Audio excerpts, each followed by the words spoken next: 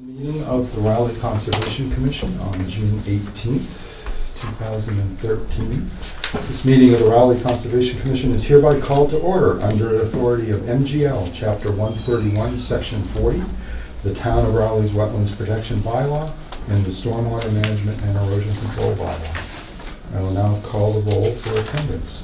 Robert Carpenter is absent. Dave Delmonico. Bob Garner is absent. Judy Keys is currently absent. Sam Stripe.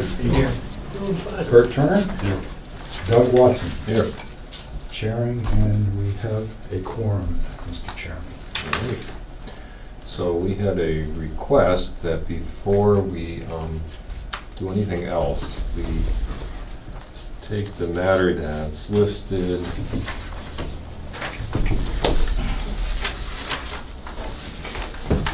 as the 945 item due to a scheduling issue. This would be the continued enforcement order 12 to 40 Forest Ridge Drive, map 7, parcel 9, coastal landscape owned by Gateway Tube Trust of 1997. So if you gentlemen, see you there, John, and whoever you're with, want to come forward, we'll do you first.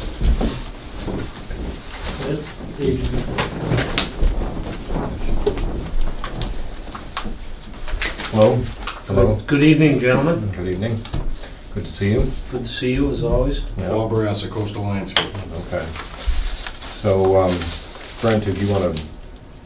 Well, the enforcement order was issued for the cutting and removal of trees, shrubs, ground cover vegetation, which is an alteration of approximately 1,500 square feet of combined bordering vegetated wetlands. Since that was issued, we just yesterday received a surveyed plan document. Excuse me, Brent, can I give you the hard copies you were Yeah, looking for? just a second, Mr. Coughlin. Okay, yep. Just a moment, please. Thank you for your enthusiasm.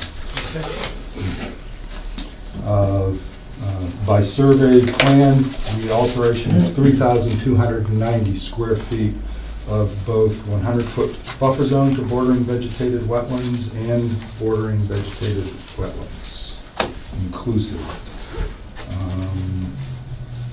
This also occurred within the jurisdiction of 200-foot riverfront area, and it also violated a previous perpetual restricted no-cut, no-disturbance zone, and the activities of cutting and removing also violated conservation restriction that the property owner and the Conservation Commission had previously entered into and was recorded and in effect at the time of the alteration.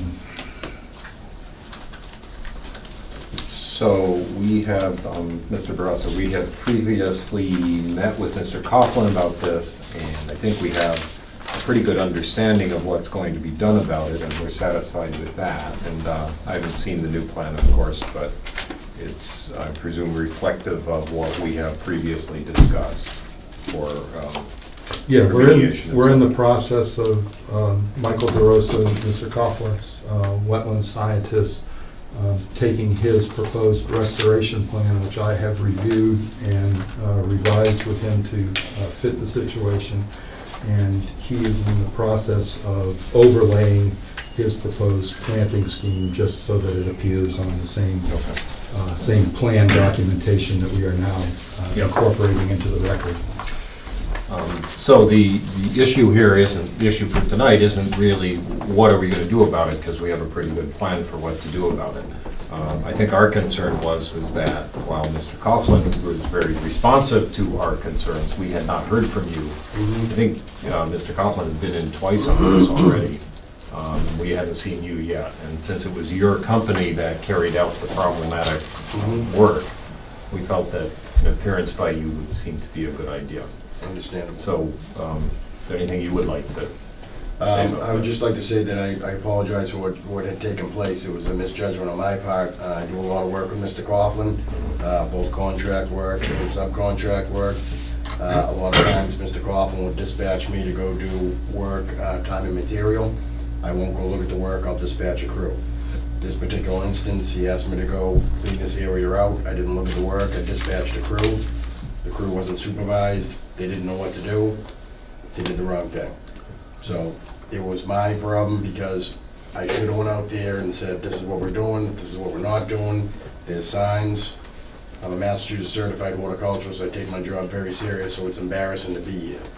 So I wasn't out there, I didn't even know what had taken place until we got the cease and desist. Yeah. So at this point moving forward, Mr. Coughlin, I believe, is doing the right thing to get things back in order, and I apologize. Okay. Okay, I've learned a big lesson here. Moving forward, when I get instructed to do work, I need to look at what I'm doing prior to dispatching a crew. Yeah, I think that would be a good idea. Absolutely. At least in Raleigh. At least in Raleigh. Yeah, even though you're just barely in Raleigh. No, I understand. There's a big lesson learned here for sure. Any other commissioners have comments? Are you generally familiar with the wetlands bylaws and the need to be sensitive to that? Relatively familiar. I've been doing wetland replication plantings for 25 years, working a lot with Hancock, John Dick and Hancock Associates. I've done a lot of wetland replication, so I am very familiar with it. Well, it certainly does seem that you need to have appropriate supervision over your work and to make sure that the sites that you're dealing with aren't in or near wetlands. In this case, I happened to drive by that site and one of your vehicles was right in the ditch in the water. And you know, I would think you'd want to instruct your people and put a training program in place to make sure that they understand these things, and if there's any question about it, they should raise some flags right away. Correct.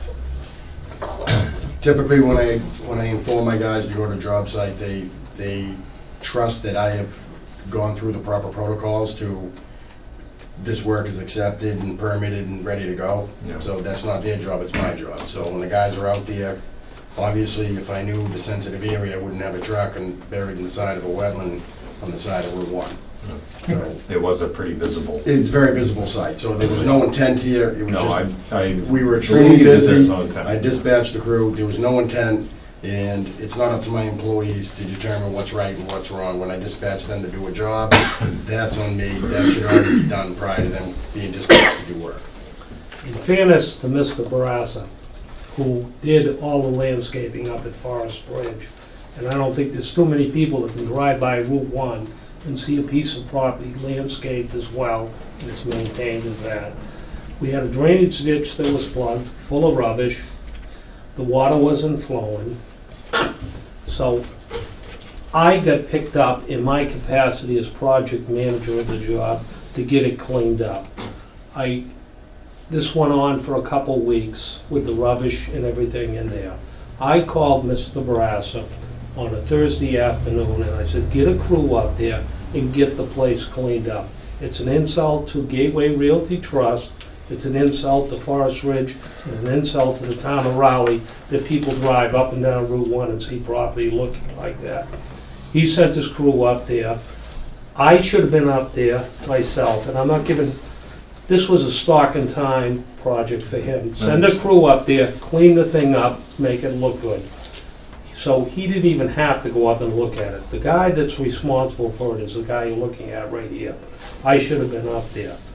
The good news or the bad news is, and I think we can all attest to it, is what they've cleaned it up.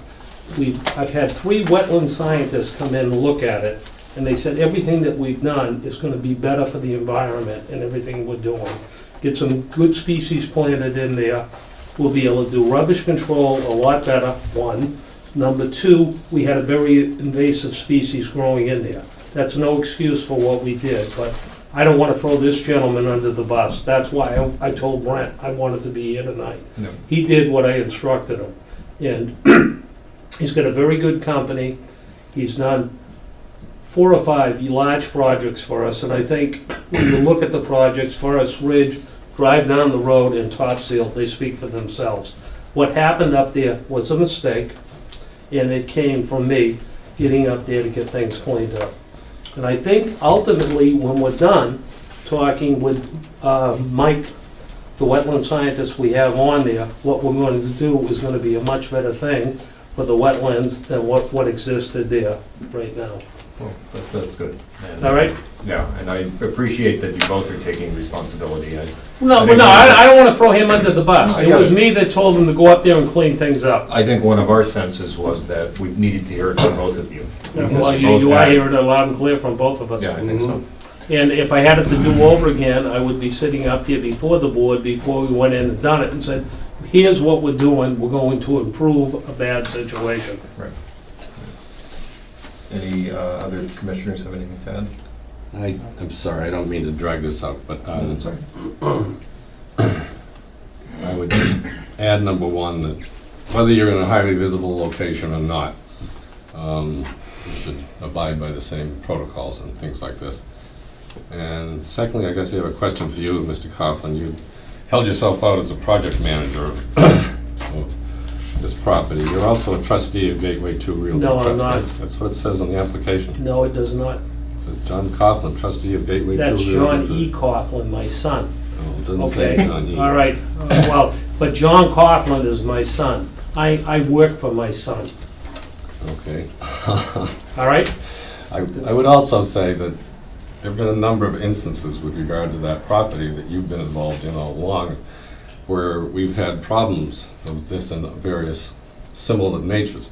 And I would think that a special effort by you should be made whenever you see water or close to water. that It's yeah. gonna be my utmost priority, sir, Great, thank you. okay? Anything you want to add, Brent? No, or only that the status is that we're proceeding and now in receipt of the paperwork, and I just have to write the directive that the commission charged me with putting together. We've got the restoration plan in place. Mr. Coughlin has got the planting stock reserved, and it's just, right now, I believe, just a scheduling coordination with his wetland scientists and to get the planting stock on the site and to start the planting and restoration of the area, which then will be monitored over at least one full growing season plus one overwintering period to assess that it actually takes and that the replanting and reseeding is successful. All right, then. I don't see any need to discuss fines at this point. I presume we will not see you in here again on something like this, and I'm willing to accept your, what seems to be sincere Thank you. appreciation for what happened and your sincere desire not to have it happen It again. won't happen again. Great. Anything else? Okay, thank you very much. Thank you, gentlemen. I got ahead of myself, those are the hard plans, I picked them up in Meridian today for you. Okay, Thank you, John. have a good evening, gentlemen. Thank you. Thank you for your time.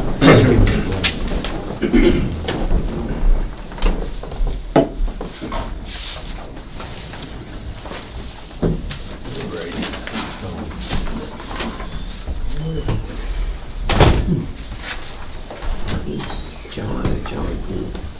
He's John. His son is John, is what he just said. I wasn't aware of the distinction. I didn't either.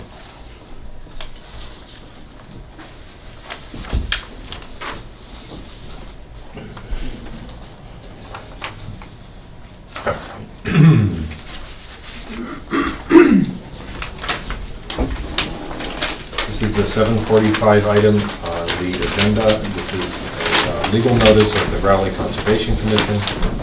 In accordance with the Wetlands Protection Act, Mass General Laws 131, Section 40 as amended, the Town of Raleigh Wetlands Protection Bylaw. A public meeting will be held on Tuesday, June 18, 2013 at 7:45 PM at Room 5, Town Hall Annex, 39 Central Street, to consider a request for determination of applicability application filed by Alice L. Shares, trustee of the Weathersfield Street Real Estate Trust, for the proposed grading for installation of a sewage disposal system, possibly within 100-foot buffer zone of bordering vegetated wetlands, all at 128 Weathersfield Street, map 17, parcel 14 in Raleigh. Hello, Hi. Mr. Mineta. How are you? Good, how are you? Good. For the record, Tom Mineta from Thomas Mineta Incorporated, representing the shares tonight on 128 Weathersfield Street for a septic repair. I think it's on the plan in front of you. I guess the orange line, as you see it, is the buffer zone, and the green is the flagged wetlands by Seacamp. So what we, on this plan, and the yellowish color here, the mustard color, I guess, is the disturbance in the buffer zone. The light yellow is the proposed septic system. Unfortunately, that's, the rear yard is the only place we had available for the proposed septic system. The system has been approved by the Raleigh Board of Health. We have an approval letter. So we're here tonight for the disturbance that's within the 100-foot buffer. Is this gonna be a raised system? It's raised about a foot. That's what it looks like. So we have we do have an impervious barrier around the system to keep any more grading from going into the buffer zone. And there's a little slab foundation underneath one of those rooms, and the liner wraps around that so it doesn't break out into there. Okay.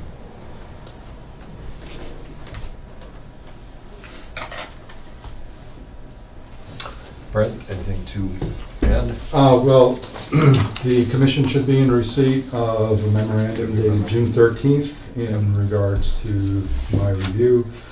And I'll just read the summary. The applicant is proposing grading within the 100-foot buffer zone to bordering vegetated wetlands for installation of a sewage disposal system.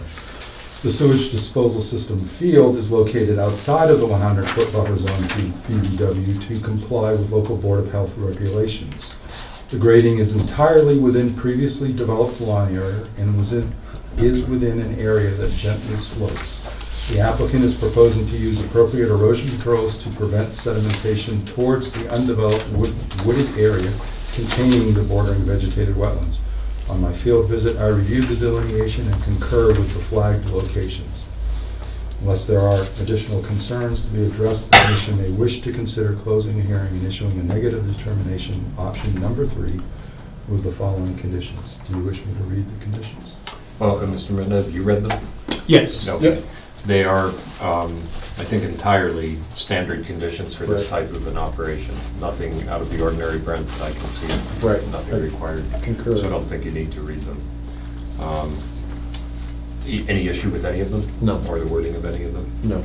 Okay, is this is a project that, you have your Board of Health, so your project you're gonna start right away, if you can? Yes. They're gonna Yep. start right away? Exactly, Yeah. yep. Okay. Anything else to add, Brent? Any questions by commissioners? How far away is the brook in the back of the property? I assume there's a brook back there. Yeah, it's pretty far back. I mean, it's hundreds of feet, probably 300-400 feet, because this is where the road bends, and the brook is way It's back. off property. Yeah, it's off the Yeah, property. it's off this property. Property line go beyond the brook? No, this is the property line here, and the brook is back here. Okay. Is there any need, Brent, for a no cut, no disturb here while we're at it? Well, it's previously, you can see from the pictometry here, it's a Yeah. previously developed yard. They actually have a garden plot that's basically on the edge of the woods. The bordering vegetated wetlands line is sort of back within, but not very far back within that edge, so they're, in a sense, there's, it kind of goes across here, kind of arcs. Because we have the garden area marked here, so I Yeah, assume that's yeah, this. yeah, so it's, yeah. Yeah, something like that. It's not discernible because there is a forest canopy over it, so the aerial photography doesn't pick up any changes in there. So there's already an undisturbed portion of the buffer zone involved with this. I'm just wondering whether we should put in a no cut, no disturb, since it's great that the present ownership isn't doing anything back there, but ownership's changed, and we might want to protect it with a no cut, no disturb from the brook forward. I don't know, it's apparently quite a ways back, but someone else comes in there and wants a swimming pool or trampoline. Well, any other proposal for activity that's within a regulated area, they would have to apply. Where the request to determine applicability, there's no recording, there's no generation of an as-built plan that would depict a perpetually restricted area, so Yeah, that's a problem. That's true. within this project, within this application process, we would be not really adhering to the normal standards that we have adopted with the imposition of permanent restrictions, where we try to generate documentation as well as have some notification appear within the chain of title of the property Right. at the registry, so that it's publicly accessible and therefore made known to any future property owner or person interested in it. Yeah, that's a fair point. I presume there's nothing that prohibits us from doing that. I mean, we're imposing conditions here anyway. Right, but if we impose conditions and don't give the public notice of it, and there's no method for giving the public notice of it with this type of an application, then I'm not sure we're doing a good thing. Well, and I also apologize, I didn't specifically evaluate the site for, to establish any criteria for imposing a restriction, which normally I would ascertain what the width of undisturbed vegetation in the buffer zone is in order to provide you with some guidance in regards to what type of width, as well as I would also propose the fact that some kind of demarcation via posts or some other, or something else be implemented, and I apologize, I did not anticipate that you might be thinking of this, so I didn't evaluate Well, the I site. didn't think of it till just now, no need to apologize, and I'm not gonna push it, but it seems to me that it's useful to explore things outside our normal boundaries, and that we could put the burden on ourselves to put a public notice out there and to get abutters in with regard to that kind of thing, if that was necessary in future cases along these lines. We could keep it alive ourselves. I don't think it's necessarily something the applicant would have to have the burden for doing if we wanted to do that. But anyway, I will cease my comments at this point. Any other comments by other commissioners on that point or others? If there are no other comments, I would need a motion to close the hearing and issue a negative determination with option number 3 with the 7 stated conditions. So moved. Is there a second? Second. All in favor? Aye. Aye. All against? And the motion carries. Thank you, Mr. Mineta. Thank you. Would you please delay your departure? Would you delay your departure? I will. Yes. And you bet. Thank you.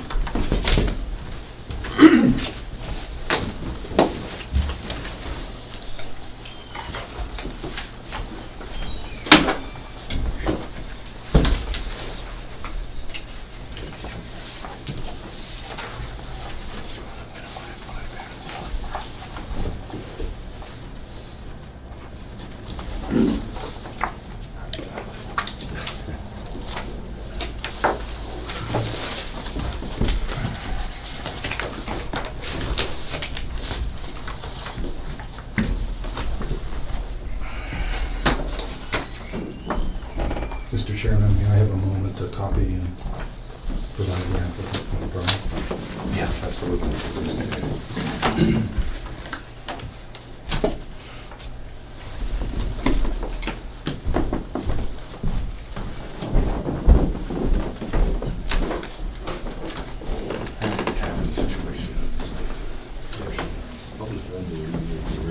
That's okay.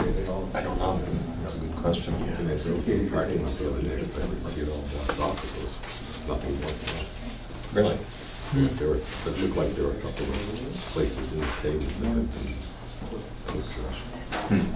whether it was seek adjust through the pavement or not. I don't know. It's just, I don't know. Might not have been, it might have just been backed up.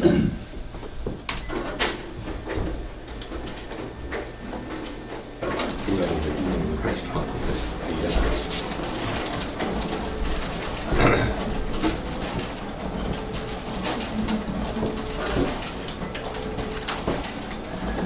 Getting an email about it. Driving by that night. My wife was with me and I told her about it. She said, I'm just parking. You can do that. Yeah, it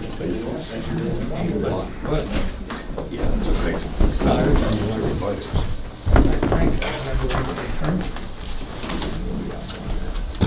Can't remember whether the house goes into that system or not. Whose house is that? Is that part of the same property? Pat asked me the other day, and I didn't know it is. It's all part of it.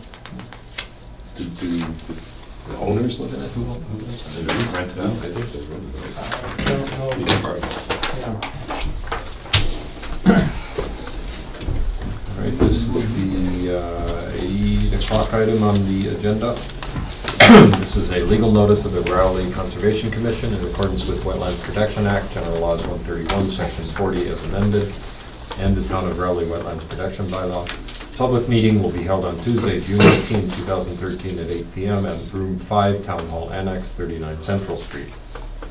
To consider a request for determination of applicability application filed by Beverly Oxford Hava, National Grid / Essex Gas Company for proposed installation of a gas main extension within the right-of-way on Pingree Farm Road, possibly within the DEP approved groundwater protection area Zone 2 at right-of-way Pingree Farm Road, map 4, parcel 12. Good evening, ladies and gentlemen. For the record, my name is Sergio Bonilla with Conoco Engineers, scientists and surveyors here on behalf of Essex Gas Company, DBA National Grid, for the request for determination of applicability application for about 1,100 linear foot gas main extension extending from what Brent has brought to my attention is now Broadwood Lane in the Pingree Farm condominium complex. I had Yeah, that's a the list- private roadway, okay. but the Yeah. easement where you are is Okay. Pingree Farm Road. At any rate, extending from the gas main that runs this way, I don't know if you saw it in the field, you saw the dig safe markings for the existing gas main that's located in this general vicinity. Straight up that compacted gravel dirt road to the entrance of the new water treatment plant at the terminal end of Pingree Farm Road.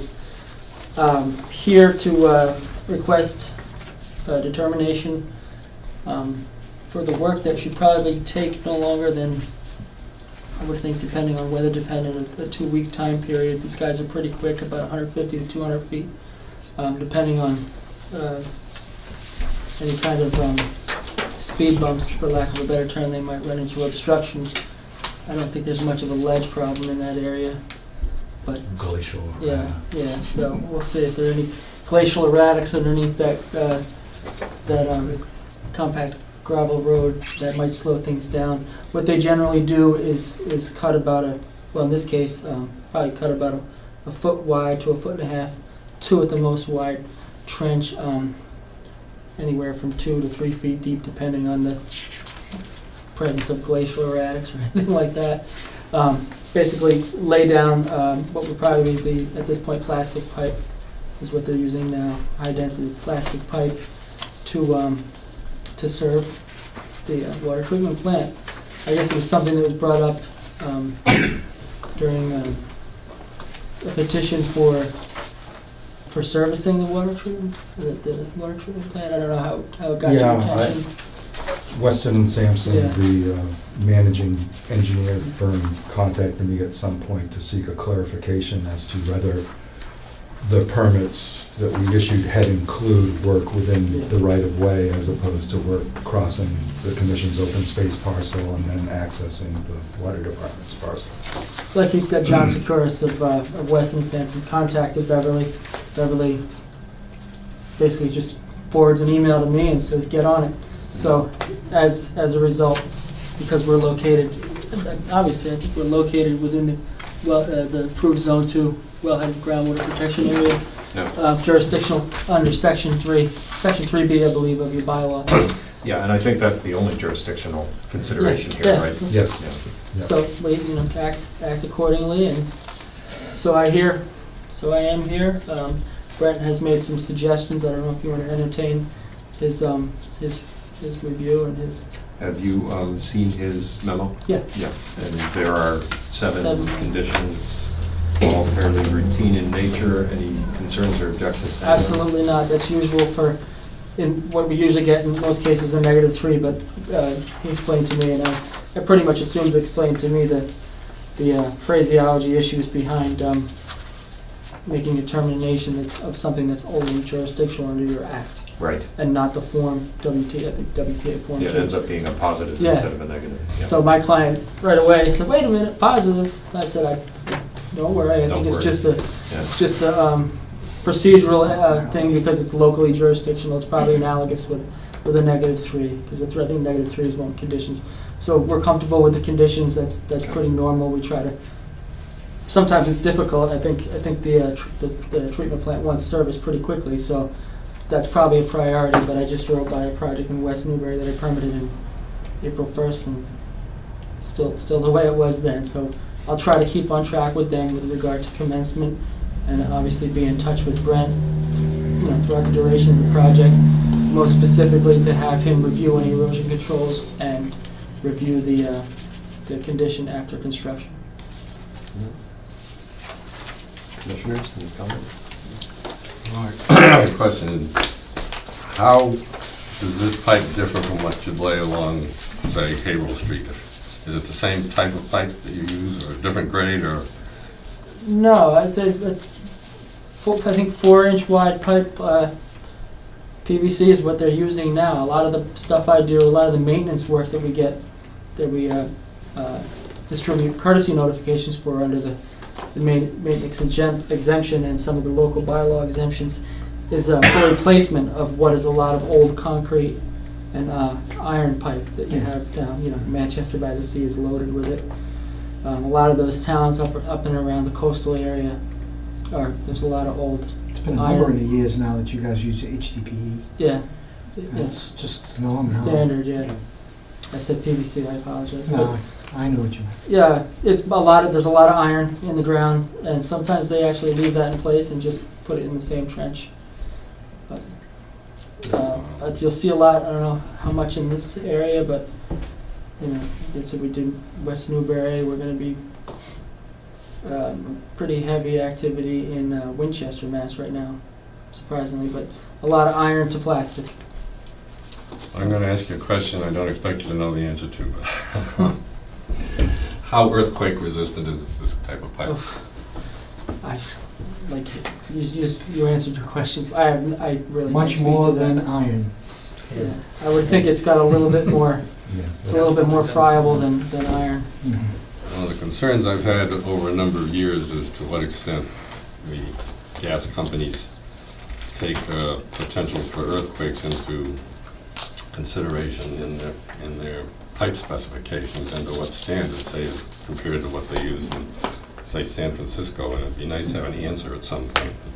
I just raise that as Okay, something. I'll look into it, and Thank if you. we meet on site, maybe I can come prepared with an answer. But I'm sure a large outfit like any gas companies associated with National Grid, they have some kind of due diligence. Yeah.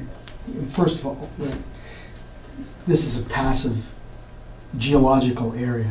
We're not going to have earthquakes that are going to cause problems like that. There are earthquakes. I don't believe that's true. We're in a high earthquake zone. That earthquake, we could get into that. But that earthquake zone is only because of isostatic rebound, because the ice is gone from the last glaciation. That is all. It is not an active zone or anything even closely related to the Got some strike zone. geologists in the commission. Apparently. Brings me back to Earth and atmospheric processes. Back to the days, yeah. Well, So we don't really need to be too concerned about that. But nonetheless, I'll do- HDPE is an incredibly tough material. Yeah. Now, it'll bend before it breaks. But would it break? Sure. You put it in an area like San Francisco, which I'm sure they have. Well, anything's going to break. Well, it's where Yeah. if it's going to break, chances are, if that's the case, that it's where your connections are. Yep. And where you get your ruptures and your fires and things like that. But- So that brings on a good point, because as an environmental scientist, we used to put in HDPE for just water pipe. Dealing with drainage, no sewage or anything like that. in sites that have a lot of volatile contamination. And they use this machine, I put in physically, not physically, but I was there to do the oversight for, a 48-inch diameter pipe that had a machine that physically welds both sides together, you know, and welds it with heat, and it's incredible. It's better, believe it or not, at least this is the way they sell it, it's got a better adhesion than the actual pipe itself. You know, in other words, it would break somewhere other than at that weld before it would break at the weld. When, this is good to know, all this stuff. Yeah, you should have asked. Appreciate it. But when you're going by a row of houses or commercial buildings, you know, you're gonna have connections from those buildings, and I assume those kind of welds aren't done at that point because you're dealing with There's steel gonna or be, plastic or something. yeah, there's gonna be some sort of connection between an iron pipe and an HDPE pipe, no doubt. You know, unfortunately, as a homeowner that has natural gas for heating, I'm very aware of that too when I see the National Grid vehicles, especially excavators, anywhere in my vicinity, because I'm afraid they might tug on that. That's the one bad thing I will say about HDPE. You tug on that, it is gonna, it won't stretch so much, it'll actually Pull it away from the Pull. building. Yeah. which could be problematic if you've got 90s, you know?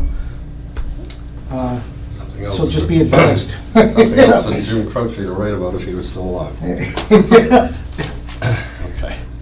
All right, well, gotten a little off. Yeah, That's sorry. all right, it's all right. Sorry. Interesting discussion, but any questions about the application by commissioners? Anything, Brent, you want to add to your memo? It's quite straightforward. Any members of the public? I don't think there are any members of the public that should be heard on this. In that case, I think what I need here is a motion to close the hearing and issue a positive determination, options 5 and 6. With conditions. With the 7 stated conditions in the memo. Yes. Do I have that motion? So moved. And is there a second? Second. You call it. Give that one to you, Sam. Yeah. All in favor? Aye. Aye. All against? Thank you very much. Thank you. Thank you for your time. I don't think, do I have, You want to wait a minute? We can give you the I permit. don't have to send you a bill, do I? That's a good question. That's a good question. Yeah. Because it's just under the, I wasn't sure, I didn't check the bylaw, if it was in there. Either way, but it wouldn't have mattered, I can't take it tonight, but bottom line, what I able to. Well, you can take the permit. yeah, you And can, then give them the permit, which they let me. yeah. No, we're going to sign it right now, and then if you'll wait a minute, you can Yeah, take it no, with you. that's fine, that's Yeah, That way great. you don't have to come back or wait for it to show up in the mail. It'll get lost in Malden, believe me. It went from Malden? Yeah. Been through that.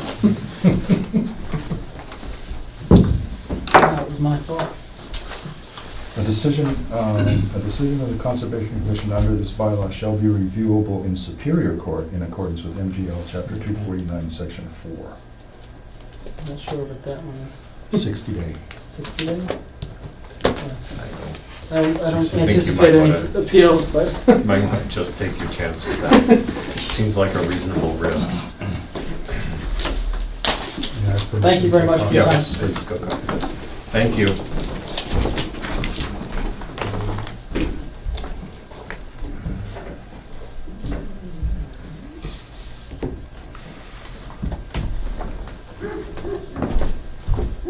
I know that the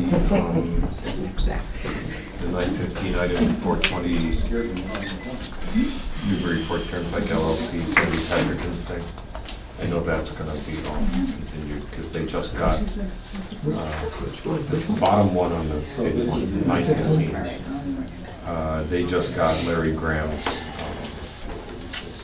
report the other day, so they have to digest that and incorporate it. So they asked for it.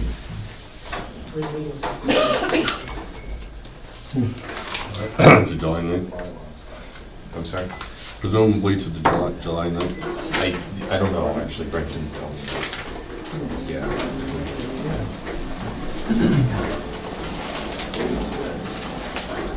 I did go to a planning board meeting where they considered that last week.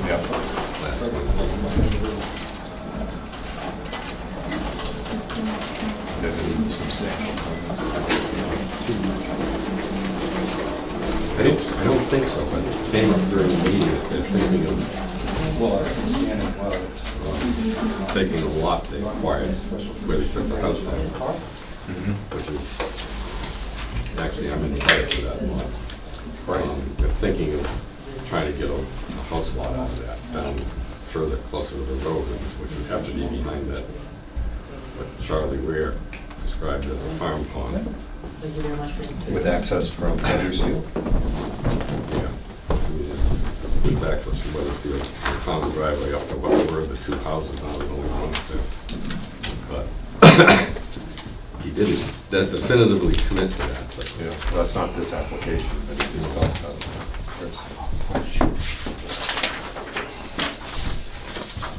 I mean, I know that the prior owner, on somebody with the last name, had looked into putting a house lot there, and he was told by an engineering firm they couldn't do it because of the wetland consideration. I just bring that up.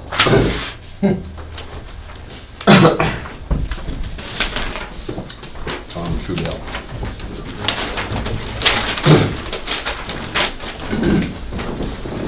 This is the 8:15 item on the agenda. A new request to determine applicability for land off Main Street, Lot C. This is a legal notice of the Raleigh Conservation Commission in accordance with the Wetland Protection Act, General Laws 131, Section 40 as amended, and the Town of Raleigh Wetlands Protection Bylaw. A public meeting will be held on Tuesday, June 18, 2013, at 8:15 p.m.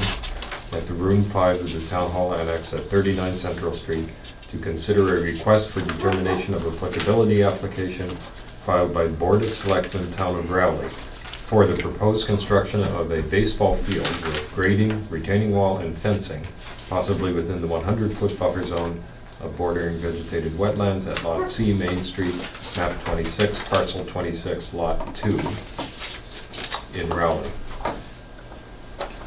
Hello. How you doing? Good, how are you? Bob Murray, Vice Chairman of the Board of Selectmen. Welcome. Thank you. I think, Brent, you did write a memo on this. Yes, I did. And have you seen Brent's memo? Yes, I have.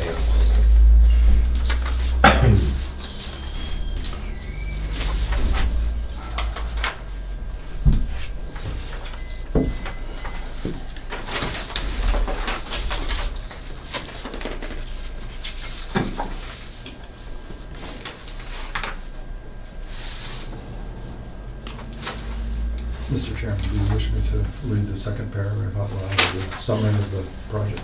Well, that'd be good. Why don't we do that? Okay. For the sake of the record here. The applicant is proposing construction of a portion of a baseball field with grading, masonry retaining wall, and fencing within the 100-foot buffer zone to bordering vegetated wetlands. This project is a portion of the larger construction and development of a baseball field with access driveway, impervious surface parentheses, and associated utilities, support structures, and stormwater conveyances slated to be developed behind the rear of Pine Grove School and part of a phased long-term development for town recreational opportunities on this parcel.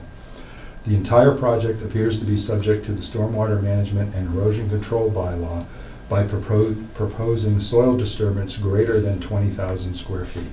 The project also appears to require a filing for a construction general permit under NPDES stormwater program administered by the EPA.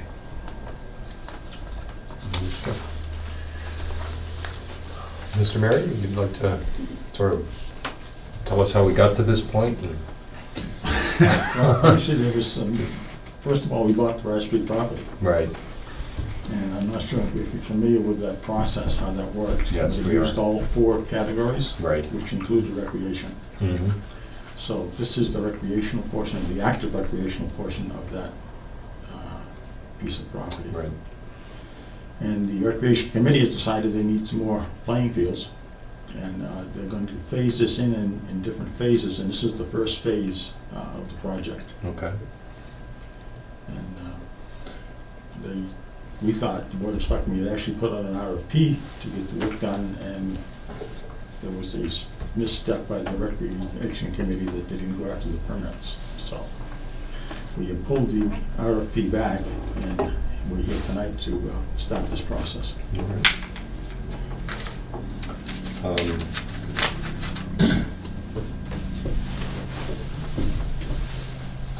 The only thing that, and reading Red's memo, that I've been struck by, which I've been struck by when I've been near this property before, is the, how did you put it? Severe impact of invasive species in quite a few portions of it. Yeah.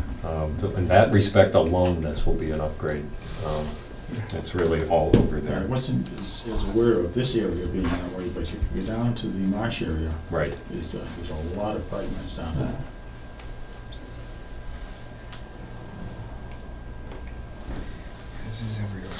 Yeah, this is everywhere these days, yeah.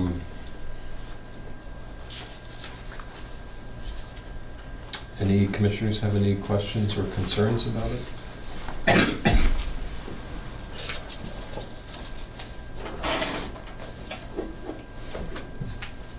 This is before us for buffer zone impact or for? Yes, there's work proposed within the 100-foot buffer zone to Yeah, revegetate. But it's not for stormwater No, not at this point in time. at this point. Okay. It appears to be more engineering now. If I may, Mr. Chairman. Sure. Just briefly, the commission is looking at conditions which I have crafted from a slightly different perspective, because the town, as the applicant, is not represented by an actively engaged engineering firm at this time. I took the approach of not relying upon revisions to the plans, although I believe the commission can rest assured that by the time this project is submitted to the commission for a stormwater management permit, that you will possibly see revisions to the plan sheet that's before you. So because an active engineering firm is not representing the town in this particular application process, I've crafted some of these conditions to put the onus on that further permitting and the fact that the town is presently engaged in seeking the services of a professional engineering firm to handle the stormwater drainage analysis and also the permitting under the stormwater bylaw, as well as also preparation of the stormwater pollution prevention plan, which is required for the construction general permit.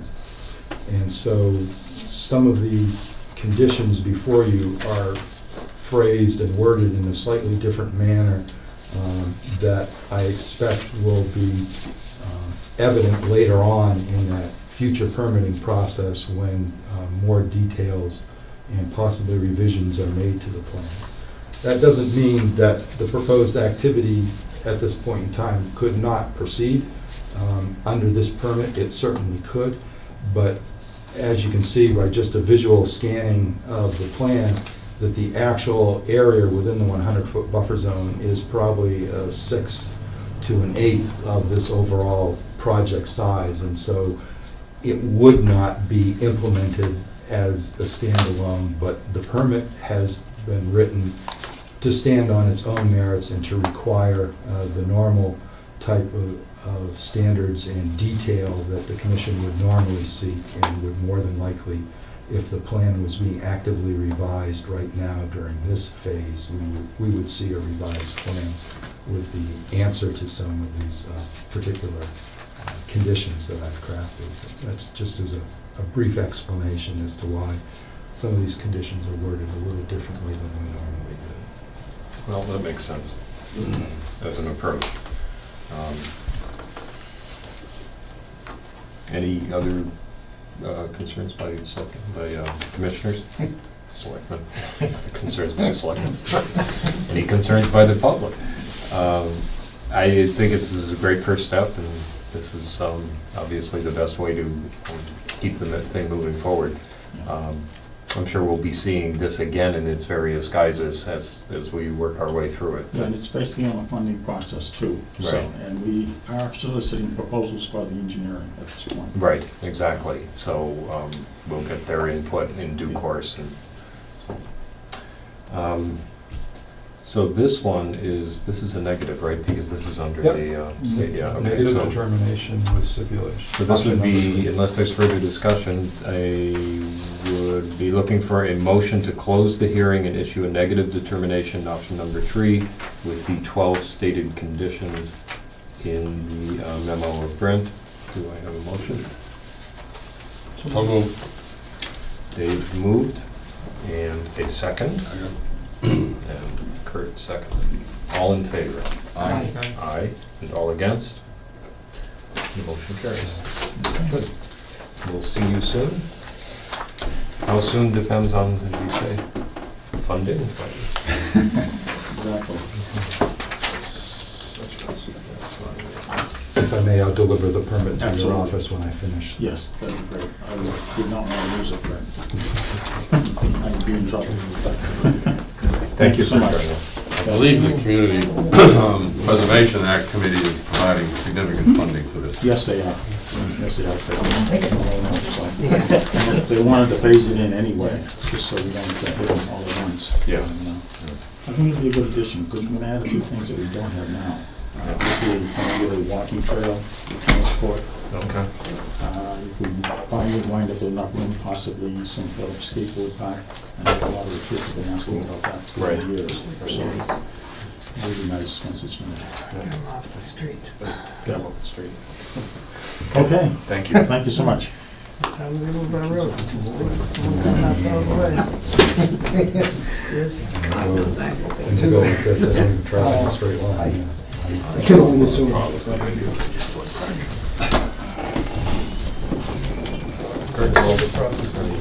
In the street, which is against, by the way, Rhode law. The lot line keeps on those courses. Brent, I'm sorry.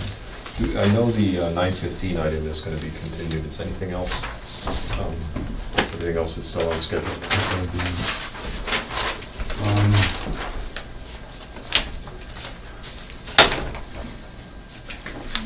Well, that would just be Yeah, I the believe, wildlife I law. don't know this for Your a folks are here, fact, so- but I'm not sure that We expect- partial certificate of compliance folks will be here. Okay, but we are expecting Mr. DeCoulis on the 9 o'clock, as far as we've heard. Greg Bernard, his assistant, I've been told will be in attendance. Mr. DeCoulis is actually apparently recovering from some minor surgical procedure. Just one moment Okay. here. So, let's see, where is it? So this is the 8:30 item, hello? How you guys? The 8:30 item on the agenda, legal notice of the Raleigh Conservation Commission in accordance with the Wetlands Protection Act, Mass General Laws 131, Section 40 as amended, and the Town of Raleigh Wetlands Protection Bylaw. A public hearing will be held on Tuesday, June 18th, 2013 at 8:30 p.m. at the Town Hall Annex located at 39 Central Street to consider a request for determination of applicability applications filed by the Commonwealth of Massachusetts Mass DOT Highway Division for a traffic sign replacement project, possibly within the 100-foot buffer zone and bordering vegetated wetlands at Interstate 95 right-of-way at stations within the town of Raleigh, Mass. Hello? Hi, guys. My name is Andrea Norton, and I represent Mass DOT, and a request for determination was submitted for the sign replacement, guide sign and traffic replacement, signs out on I-95. I did go out with Brent, because that's the way it seems to flow easier. And we did look at the various locations. This is a multi-town project. It begins down in Peabody No. and goes up into Georgetown. While we were out there, we looked at the different locations, and there was roughly 4 that were in very close proximity, and Brett requested certain erosion control, which is part of the scope. Yep. And we're willing to do this. The way that this works is the existing signs that are out there, there's a warrant, well, an expiration date, so to speak, where they wear out every 25 years due to the wind hitting the sign and going down the arm and down into the post, vibrating in the footings. It loosens up the bolts that come up, so they have to be replaced. And what they do is they dismantle each of the pieces, throw it in a truck, it's carted off, it's recycled, and then they put a new footing relatively close to the existing footing. The type of footing that they put in is dependent on the steepness of the slope, the soil, they've already gone out and done borings, and the type of signs. The signs that are typically of a concern to the various commissions are the OD signs, which are the big green signs, or the G signs, which are, they often have 2 posts or 3 posts, but it would tell you where the gas is, where hotels are, recreational areas. I believe this is a combination of the OD and the G signs. How many total in Raleigh, do you know? There are multiple signs. Some of them are pull and pound, like the speed limit or a yield sign. Some of them, when you get off the highway, they're D signs where they're about the size of a fence post, and they're the smaller green signs that would say, Route 133, take a right, and you'll be in Raleigh Center. Okay. The other ones are the ones that I just mentioned. In this case, there were 4 that he was concerned with, but there are a lot more in Raleigh. I did attach the engineering plans. I can't remember offhand, so if you look at the engineering plans, there's 1, 2, 3 of the bigger ones that I see offhand. 1, 2. There's, 3 or 4 of the bigger signs, meaning they're the ODs, and a couple of the smaller G signs. Sometimes when they're installed, like maybe 25 years ago, they weren't necessarily put in the right location, meaning if the sign says 1/4 of a mile, that's the off-ramp, it might not be exactly where it's supposed to be. Yeah. And when they go and redo this, they have to check it out. There's a tolerance roughly of 200 feet throughout the entire project. So if they move the first one 200 feet, they can't move any of the other ones unless they end up, by the time you get to the end, that you're not over 200 feet. And the reason why they adjust them is because if there's ever an accident, the first thing that they check is the sign in the right location? Did somebody out of town or out of the area go by the sign, realize it was wrong, and then cut across and cause an accident? Okay. So that's all I can think of, you guys. All right. Be happy to answer your questions. There is a famous one on Route 95 that says something like Salisbury 19 miles and there is just no way. It's off by 7 miles or something. That's probably slated to be fixed, Let's because hope. I already did that part from Georgetown to the New Hampshire border a couple of Okay, years. yeah, I can't remember where it is. It's probably closer to Newburyport than that.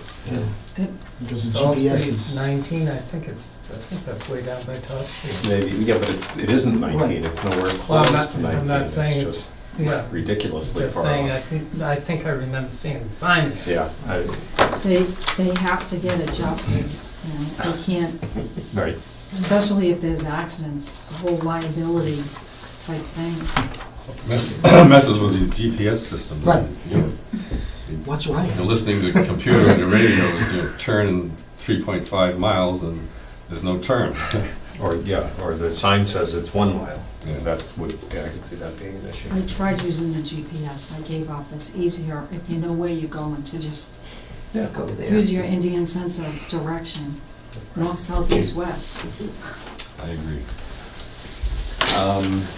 Any questions by commissioners about sign replacements?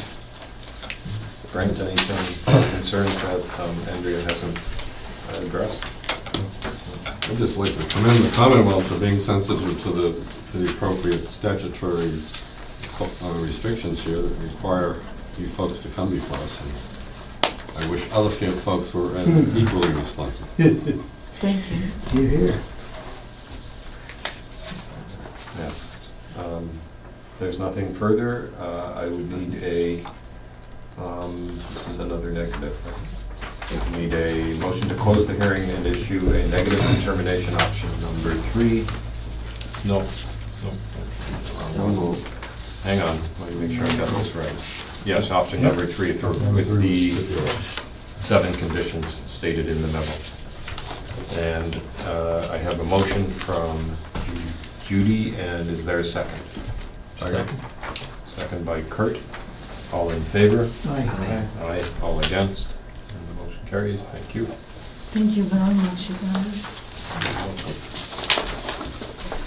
They didn't forget about... They didn't forget about the work on Route 1. I'm waiting to get a permit in from Ipswich, and then they're gonna do both sites at the same time. This is the one you were here on last Yeah. time, a couple of times ago. Yeah. The location in Ipswich, it's very teeny weeny, but I've been waiting for the permit to come in. I've already had the hearing. It's been about a little bit of time here. I have to call on it. They don't sign it while you wait, like we do. Yeah.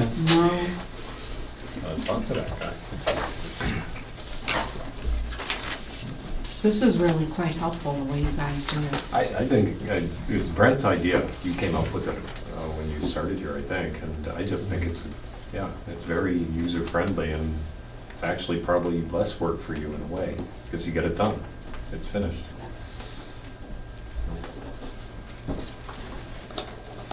Helps that the copy machine is directly outside the hearing, which is for no reason except that's just the only place they could find for it.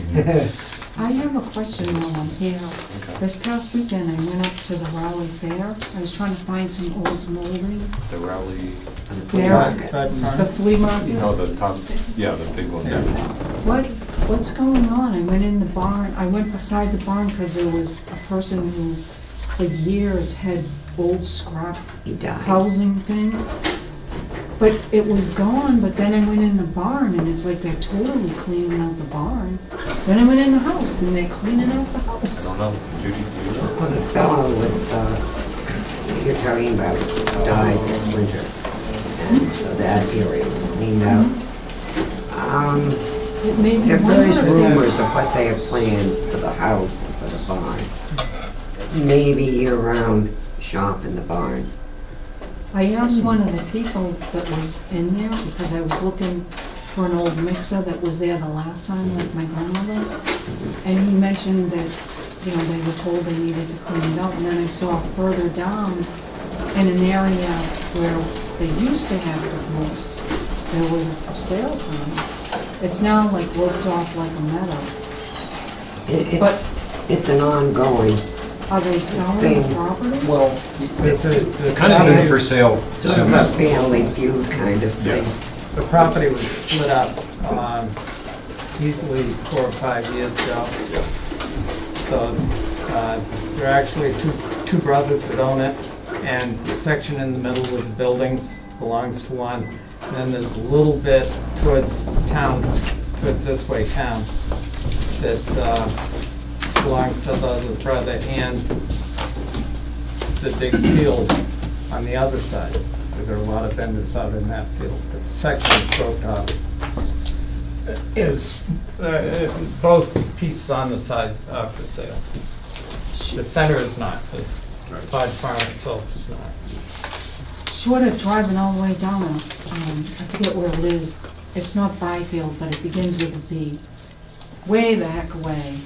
You guys would know, it's like this big antique place. Brimfield. Brimfield. This is the best place to go, really. Is It's a it? gem. People come from all over We just to also go have there. some nice antique shops in the area. And Yeah, but lucky, they cost a lot. lucky us, we don't have to get up nearly as early as anybody else to get the good stuff, because it's right in our town. I did come up because I know that parking is at a premium, Parking so it was is like a little 7 bit, o'clock. yeah, on a nice I gotta day. go Oh, find that some was old late. molding, so I You need to be there at 5. Yeah, the really good stuff's at 5 o'clock. I was just looking for the molding so I could put my dining room back together. Thank you, you guys. You're welcome. First time what? She always calls us you guys. It's charming. Yeah. it's like funny. This is the 8:45 item. This is a legal notice of the Raleigh Conservation Commission in accordance with the Wetlands Protection Act, General Laws 131, Section 40 as amended. And the Town of Raleigh Wetlands Protection Bylaw. A public hearing will be held on Tuesday, June 18th, 2013, at 8:45 p.m.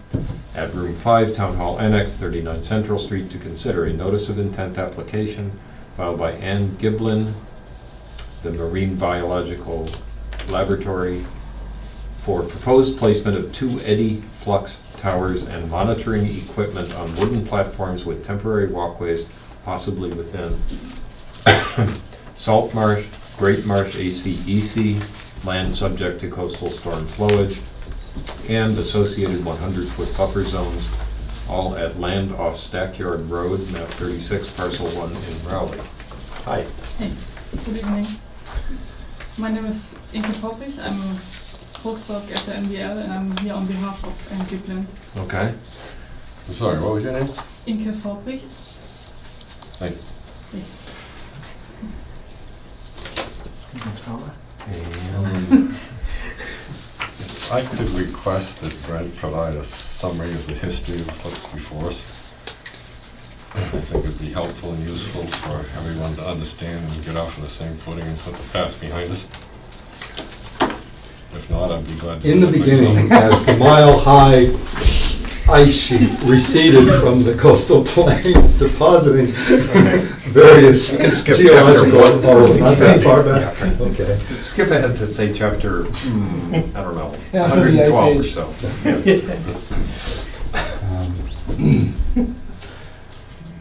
So as I recall. Yes, we had, actually, Ms. Gibbelin had contacted the commission office at approximately a year ago, I think it was, in regards to a request to understand if there was permitting involved, as well as to pursue an approval process for the ability to site at least one of these towers on municipal property, and the second tower's proposed location, I believe, was on property under the care and custody of Essex County Greenbelt Association.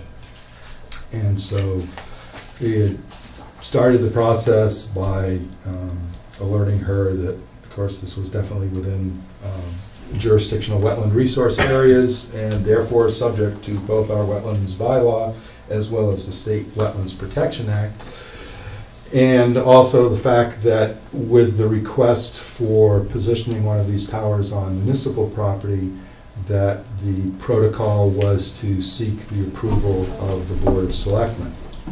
And so the process was actually started by making a request to the Board of Selectmen, the thought process being that there wasn't any sense in applying for any of the wetlands permits that might be involved in this, in first, that one should find out whether permission would come from the municipality in order to do this, so that, so that we'd be clear about the expenditure of effort would go in a logical progression by starting with the chief executive board of the town.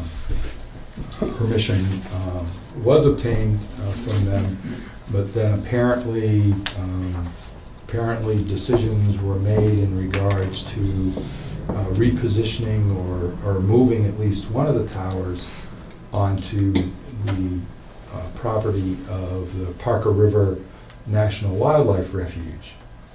In a discussion I had with, I'm not sure of his exact title, but either deputy refuge manager or assistant refuge manager, I was informed that the National Wildlife Refuge felt that they were exempt from regulation under the Wetlands Protection Act and not subject to our local wetlands bylaw.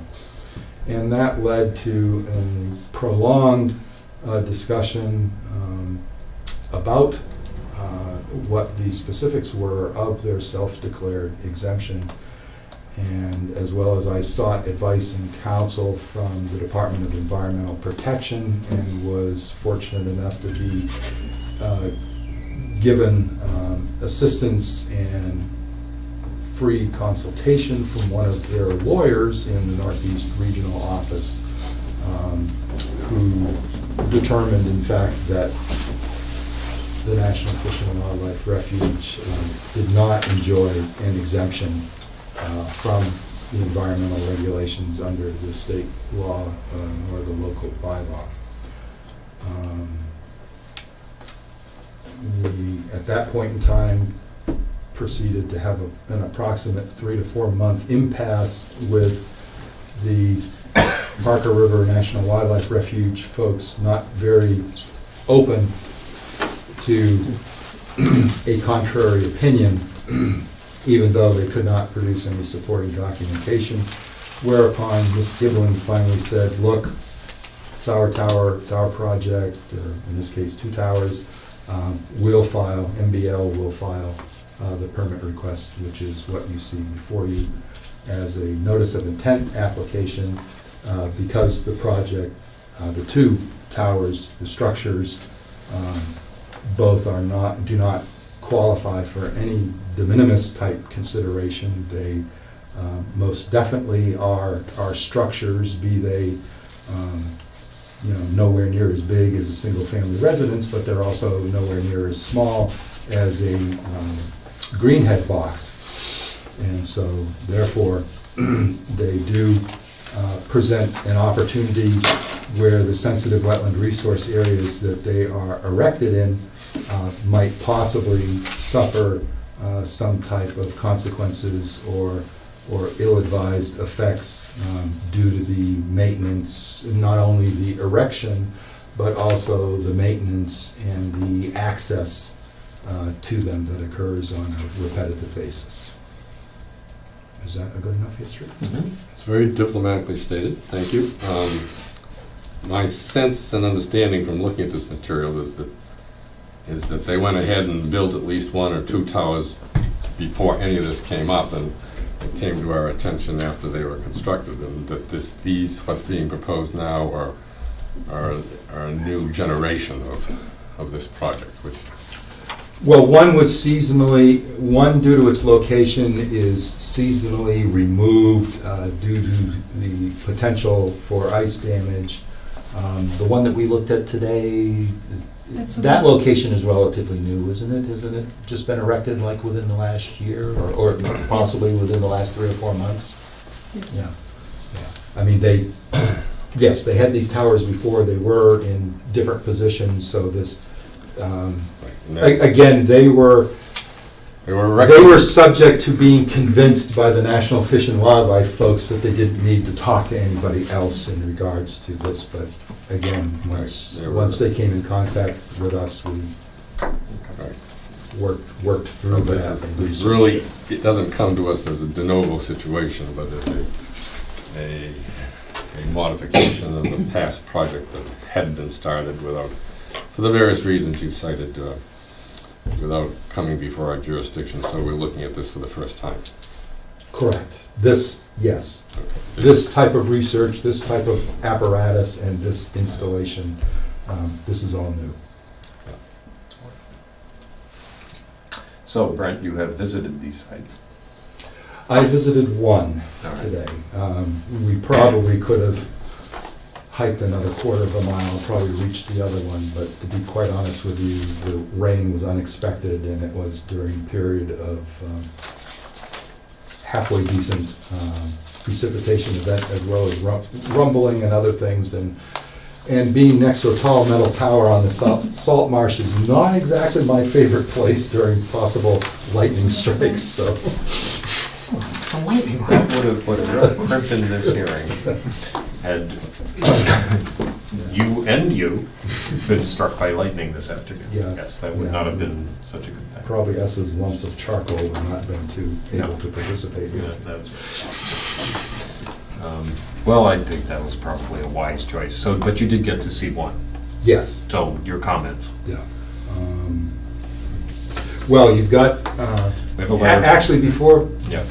before I say, because I didn't prepare any written comments. Right. But I did at the last minute receive comments from the Division of Marine Fisheries. Right. And if I may I read that and get it entered into the record in that? Certainly. In that manner? Yeah. So, this is addressed to the Commission. Dear Commissioners, the Massachusetts, Division of Marine Fisheries has reviewed the notice of intent for the Marine Biological Laboratory, Plum Island Ecosystems Long-Term Ecological Research Project, Pi Leader in parentheses, experiment off Stackyard Road in the Raleigh River Salt Marsh. We provide the following comments for your consideration of the project's potential impacts to marine fisheries, resources, and habitats. The Raleigh River is part of the Parker River watershed and supports the forage, migration, and spawning of several marine fishery species, including those of both commercial and recreational importance, such as blueback herring, and I'll skip the Latin genus and species if it's okay, alewives, rainbow smelt, white perch, American eel, and winter flounder. The Raleigh River is mapped habitat for soft-shelled clams, which are actively harvested in the mudflats along the river, including the project site. Marine Fisheries offers the following comments for your consideration. And these are just bulleted, not numbered. The proponent should seek approval of the local shellfish constable to ensure that any potential conflicts will be avoided. Second bullet. During construction, sediments should be stabilized before the site is tidally inundated each day. Third bullet. The proposed platforms over the salt marsh may shade marsh plants. We recommend graded decking to allow light penetration and minimize impacts to the plants. And the fourth bullet point is platform pilings may cause erosion and scouring of the marsh. We recommend a permit condition requiring the applicant to fully restore the marsh after the platform is removed at the end of the experiments. Questions regarding this review may be directed to Tay Evans in our Gloucester office with a phone number. And it was submitted by Tay Evans, and Tay Evans actually called me to alert me to the email or whatever. And I discussed actually these points with her over the phone. What kind of decking was that in the photo? Grated. So the sunlight goes through. They were not aware that these platforms already existed, apparently. Are we talking, the one you visited, was that the seasonal one or the year-round one? The one I visited is intended to be a year-round permanent installation, correct? Mm-hmm. Yeah, that's what we talked about. So that's kind of on upland? Yeah, it's one of those slight rises. Yeah. Got trees around it. Yeah, well, actually, not mature oaks or whatever, it has No. sort of scrub cherry, Yeah. Poison ivy. I believe. Well, yeah, not poison ivy trees. That's the whole of our town. Yeah. That's what I was trying to tell her. Could you tell us why scientifically, in layperson's terms, why you needed a larger structure with a higher distance from the surface of the marsh to compare what you're doing with carbon dioxide or relative to the other one? What does that give you or potentially give you as for information? So you're asking why we have a higher tower on the island? Yes. So the measurements we are doing are micrometeorological ones. So we measure fluxes that are turbulent, and we have to consider, so essentially you have like air parcels randomly moving once you have wind, and they transport gases as CO2. So you have essentially parcels moving up and down, and depending on when the surface is taking up CO2, like when the plants are photosynthesizing, then air parcels moving up are depleted in CO2, and when it's sourced during the night, it's the other way around. So that's the measurement principle, and which means that we have to consider the atmospheric conditions. And the reason why we have like this high tower on the island is that on the island itself we have, as Brent pointed out, we have like shrubs.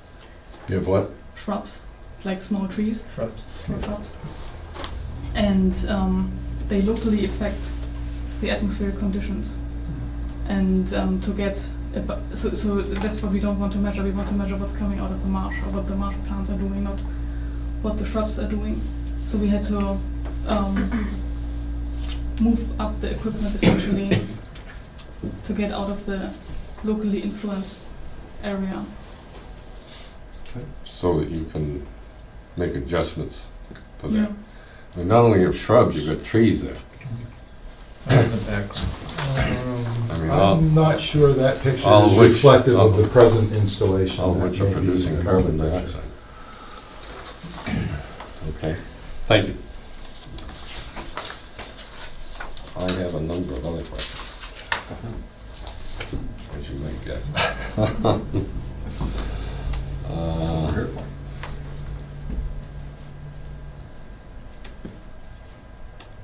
Are we only confining ourselves to this particular site or both of these?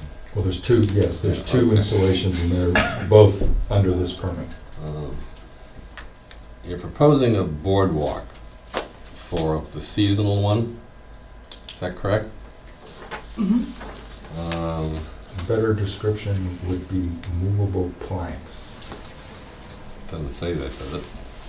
Well, it may not say that, but I'm trying to give you a better Where you're going? verbal description of what is physically out there on the marsh. At least in my mind, when I think of a boardwalk, I think of vertical supports, cross pieces, and some type of wooden platform with then decking surface across it that is structurally anchored in place and to support repetitive access or walking or whatever. What they're, because the installation of these towers is not meant to be quote-unquote permanent, and really only the platform with the tower in terms of its vertical supports is really the anchored thing. The planks are meant to be loose and movable and to solely cushion the ground surface. In the particular area they're in, this is low marsh, correct? Low marsh with the more sensitive, soft-bodied patents that is more susceptible to foot traffic crushing it. But it's actually on the high marsh. So Oh, it's you on have the like, high marsh? So it's on, you have like, Where the boardwalks are, where the Yeah. planks are. yeah, so that's, Oh, that's okay. on the high marsh. So you have Okay, I'm like sorry. patents and short form alterniflora, both on the high marsh. The So planks- there's not so much. Planks are sitting on the marsh grass, do I understand? Yes. Aren't No, they? they're like, how high is it? Well, what are they supported by, I guess? We have some like, I think they're 2x4s or 2x6s there. So the idea is that the boards don't lay right on the grass. Well, that's part of the recommendation, but, It's more like a bog bridge. Well, a plank where you just have on either end at a short distance in, you just have a cross piece to help distribute, so the plank itself isn't sick. Oh, I see what you, okay. so the vertical planks are sitting on the marsh. Yeah. Yeah, well, right, something has to sit on the marsh, right? So that would be that. Not if you're gonna drive piles. Well, right, no, exactly. No, What's- it's in the marsh? What's the distance, is there, let me, Is there planking in place now or has been for the last year or two? So there's planking right now in place, probably in total something like 30 meters. Like, Yeah, but maybe not even that much, something, yeah, I don't know, probably 50 feet or something like that. so we usually access the site by boat. So we have like a fixed spot where we leave the boat and then have a direct line from that point to the tower, like the described area where you have like softer ground. We have like that covered with those boardwalks. So I thought I saw something in the application going from the end of Stackyard Road up to one of these sites. That Right. didn't strike me as a water accessible site, or if it was, periodically when tides are high enough, but, Well, they are both. We can tell you. if both sites are water accessible? Yes. If you, so this is essentially Nelson Creek. So that goes along here. So, Let me get back to, actually here. So this is like Nelson Creek. And what we do is we come here, go up Nelson Creek, and take one of the small tributaries to get to the first tower, or go further up to get to the second tower. the second tower So they are both. is the Highland one or the Cecil Yeah. one? That's so the second tower is the one which Okay. is supposedly year round, which is like the elevated one, and that's the Okay. seasonal And one. here's the end of Stackyard Road right there. Mhm. So better keep showing that somewhere. I thought I saw a proposed boardwalk or walkway, whatever it is, going from the end of Stackyard Road out to that tower. And that's more than, I assume, 50 feet. Oh, yeah, no, Yeah, no, that's that's much more, definitely yeah, more. yeah. Pardon? But that's not what, I don't remember That's seeing not- that. No, that would be a That's long not- way. There's no boardwalk. So the access is via boat until the last 50 feet. So it's only the For- 50 feet that you're For proposing. one of the Yeah, towers. yeah. Yeah. One of the And the For other the- one's a little closer than that. For the low, And the other for the one low too. tower. Oh, yeah, Okay. That was the interpretation I got from the application, I don't know where I saw but I may that. not have read it.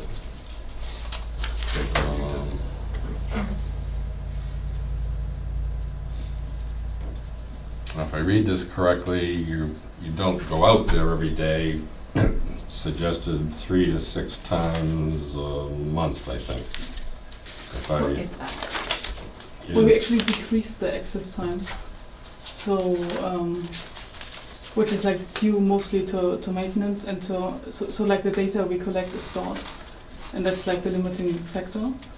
And we increased the storage capacity, so we have like a storage cap of 16 gigabytes, which is more than enough for one season or even 1 year. And so the only time I have to actually physically get that is once a month for a calibration of the equipment. and you leave your walkway in place during that time? So the walkway would be in place over the summer when the seasonal tower is up. Yes. I mean, my concern here leads to, when you folks aren't around, fishermen, recreational boaters, and whatever accessing that and possibly damaging your site. Well, that hasn't Since happened it's so something far. convenient to walk on. Do you take, in the winter, do you remove the planks? Yes. You do. So, they're only there 4 months a year, or 3 months a year, something like that, roughly. Well, a little bit longer than that. Yeah. More like, I mean, More like 5 months. 4 or like 5, half a okay, year. yeah. Spring and fall, Yeah. mid-fall. Just don't put up a sign, do not enter. Right. Then they'll all come. Mhm. Can we quickly run through the waivers that are Have proposed? to hike a bit to get there. Yeah. Oh, on a boat.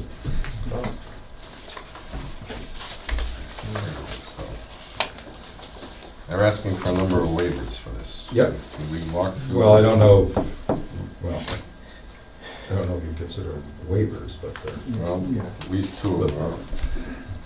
They're suggesting a waiver of the formal delineation of the resource area as the project entirely lies within the coastal resource area. I don't have a problem with that, I just think it should be noted for the record, I don't know if anybody else does.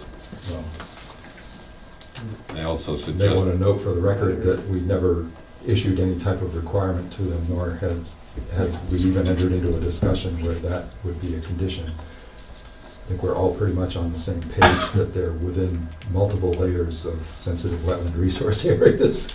Just about all the possible ones. well, I don't know if you're in the groundwater two zone, but that's about it. they're also requesting a waiver from the 100-foot abutter notification policy, and they're suggesting certain notifications short of that. And again, I don't have any problem with And that has already been done, which also accomplished communicating with one of our shellfish commissioners, Jack Gunstrom, who was provided with copies of all the materials to this application, or as much as he wanted anyway. I probably gave him more than he wanted, but. And he expressed he didn't have any concerns after, at least that's the last thing I heard from him, was that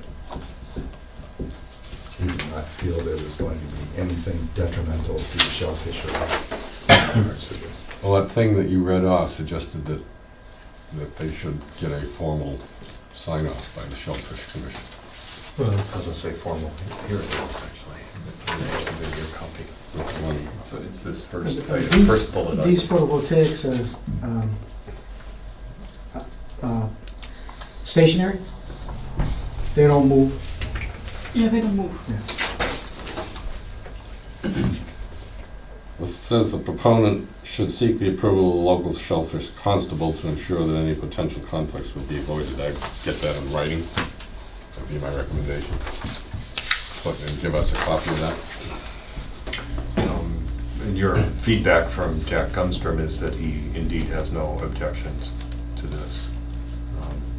So I don't see why he wouldn't. He didn't discern anything that he felt was, like I said, that was going to be detrimental or impact. And from past conversations with Mr. Gunstrom, I know that not only has there been the concern about whatever proposed activity might physically affect mudflats that were habitat of soft-shelled clams, but also concerns about possible impedance of access, Right. especially either during high tide situations or whatever.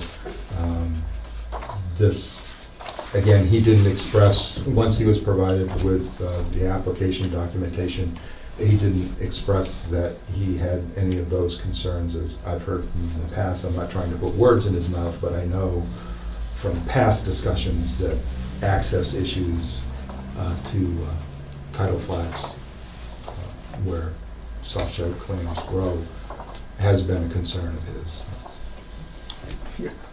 I just think it would be useful to have that, all that in writing, or one-page sign-off by them. Well, again, you can, obviously, the applicant is hearing a request to do that. The applicant is, nor the shellfish folks are not under any obligation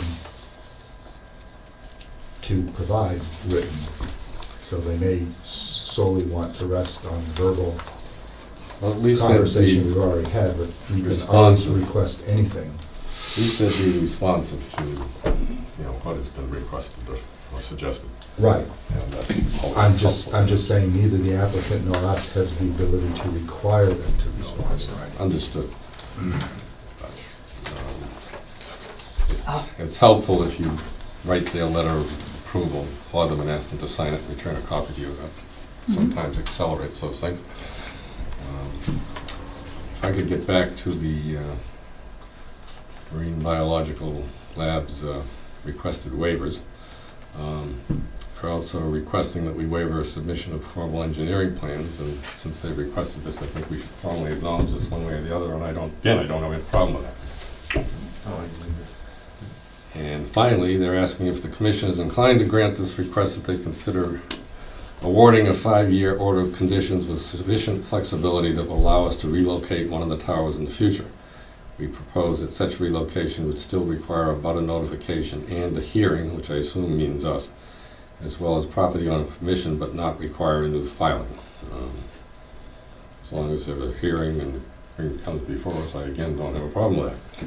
I don't have a problem with it. I don't know if we can It's procedurally. It's not doable. Yeah. We're only allowed to issue permits for a limited period, and it would exceed it, so. Well, no, actually, what is not doable, I'm sorry, I should clarify. The commission does have the ability to issue an order of conditions for a 5-year duration. It's not unheard of with research projects such as this, and it is not outside what has been done before by various commissions and even DEP. In fact, I would call your attention to the fact that the common driveway off of Weathersfield applied for by Sandry Patterson and one of the 420 Newburyport Turnpike Realty Trust LLC type things, that the water quality certification issued by DEP required a 5-year monitoring of his wetlands replication and flood compensatory storage area. That, though, turned out that we had a successful replication within a shorter period of time, but so that both the department and other commissions have issued orders for 5 years. What is not doable is this request for flexibility that would allow relocation of one of the towers in the future, with the clarification that if a tower is moved to property under another ownership, that procedurally the only way to deal with that would be to follow the policy for amending an issued order of conditions, which would require a butter notification and a hearing, as well as legal advertising, but could still be done, again, as an amended order of conditions.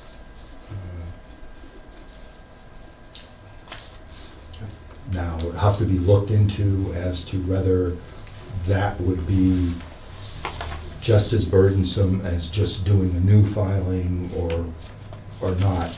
That's hard to say.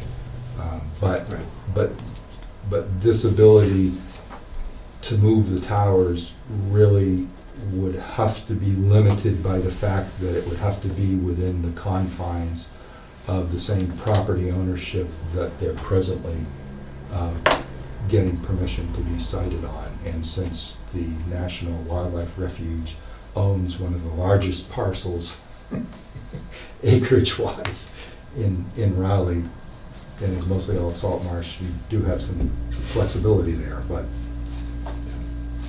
if there was a decision again to seek like onto municipal property or whatever, that couldn't be done without us engaging in some type of process that meets the regulatory criteria. Okay. I don't have any problem with it as a principle, and I think, Kurt, you said you don't either. No. How long do you anticipate this project might last? Do you have Well, as one of your the, entire academic career, or? well, it also depends on funding. Yeah. So the grant we are currently on is until 2016, Okay. and it is anticipated that we ideally keep it running as long. As long as someone will support it, yeah. This ties to similar projects, as I understand it, up and down the East Coast. Mm-hmm. There are like 4 coastal long-term ecological research sites, and they all start with similar kinds of measurements. So it's like, so we are essentially the northern tip, or the northernmost point. Then there's one site in Virginia, one in Georgia, and one in Florida.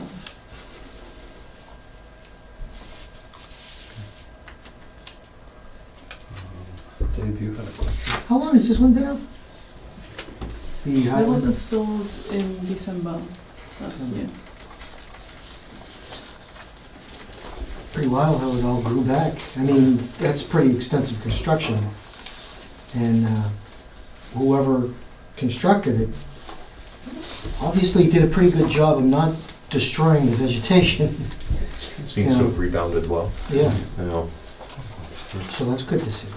Anything else you- I guess the only thing else that I have at this point is that the Commonwealth's Division of Marine Fisheries is indicating at the end that recommending that project be conditioned with regard to the applicability of the applicant to fully restore the marsh after the platform is removed at the end of the experiments, and I would concur with that. Whenever that might be. All right, anything else you want to add, Brent? Well, yes, I'd like to offer the commission some input, both from the site visit today as well as just some verbal recommendations in regards to possible permitting of this. First, if I can return, since we just reviewed the various requests that were contained in the May 31st letter to the commission, I want to offer that my recommendation is for better detailed sketches of the infrastructure that is installed there. Whereas one can make the case that the photographs may provide some description. As you can see from the photographs in front of you, none of us would have any ability to go and reconstruct or construct the platform because nothing in any of the photographs actually gives us enough detail that would allow us to replicate or even have a sense of what the component and the structures are at this point in time. I'm specifically would have offered that even before getting the input of the Division of Marine Fisheries, but I will specifically reference their comment that they recommended that there be the use of grates or some other type of structure that would provide light to go through. And I didn't focus in on how the platform, the decking of the platform, whether it was actually spaced or not today when we were out there. I apologize for that. But that is one of the reasons why we should require some type of, and it doesn't have to be prepared by an engineer, it can just be prepared by someone who is familiar with just doing sketch plans of a deck or a doghouse or a garage or whatever that would give us some idea of how they actually are constructed and what the components are. I think that's to both the applicant's benefit as well as the benefit of the commission, just having an idea of how they are constructed so that we could have responded in a much more knowledgeable manner to this concern expressed by the Division of Marine Fisheries by already saying, oh, there's 1 inch gap in the decking already for light. I'm not sure that I have ever heard of graded decking before. Graded decking. No, but the commission in the Is there past, such a thing? Yeah. Sure. returning to a subject that we talked about a Made out little. of wood, and you can make wood however you want to make it. Right. Returning Real to, bubbles.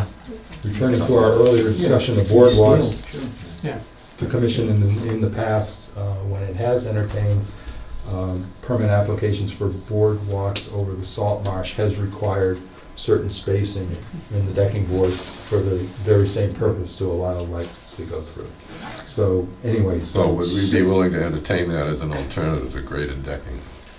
I think it is. I'm saying, I think we should put the responsibility of the applicant providing us, since these platforms are already constructed out there, I believe it's the applicant's onus to provide us with some type of sketch plan showing their construction methodology, and so we can understand whether in fact that light is given an opportunity to enter underneath there. I mean, obviously, Yeah. you know, But the I'm one, not- the higher one, I understand. I'm not The sure higher that one. that is the present installation though. Well, nonetheless, Actually, if the it's photographs this- you have from me give you a much better representation and of. it's still pretty old. Right, but there are no large mature trees next to that. The scrub cherry or whatever that's next to that platform is only 12 to maybe at the most 16 feet high. It's Yeah. not a tall branching oak Hmm. like you see silhouetted in that other picture. I mean, the only one that I could consider problematic would be this one, The other, if it was a problem. the other point is, like today, when we were out there, there's a black suitcase that is almost approximately in this dimension that contains what I believe is the conversion for taking the current from the solar panels No. and converting it to usable current that then is distributed to the platform. That was sitting flat on the ground. And so I had the same discussion with Tay Evans when she called, saying that, as I suggested, the recommendation was to Get it up. put some kind of legs or something that would lift that quote-unquote suitcase that right now is flat on the ground surface, smothering any vegetation that's there.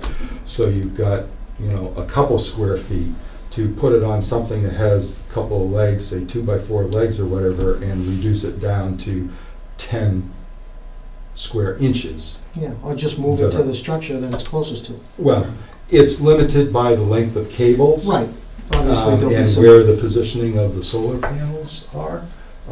All of that is the only thing that isn't actually supported and lifted up, and therefore minimizing its in-ground contact.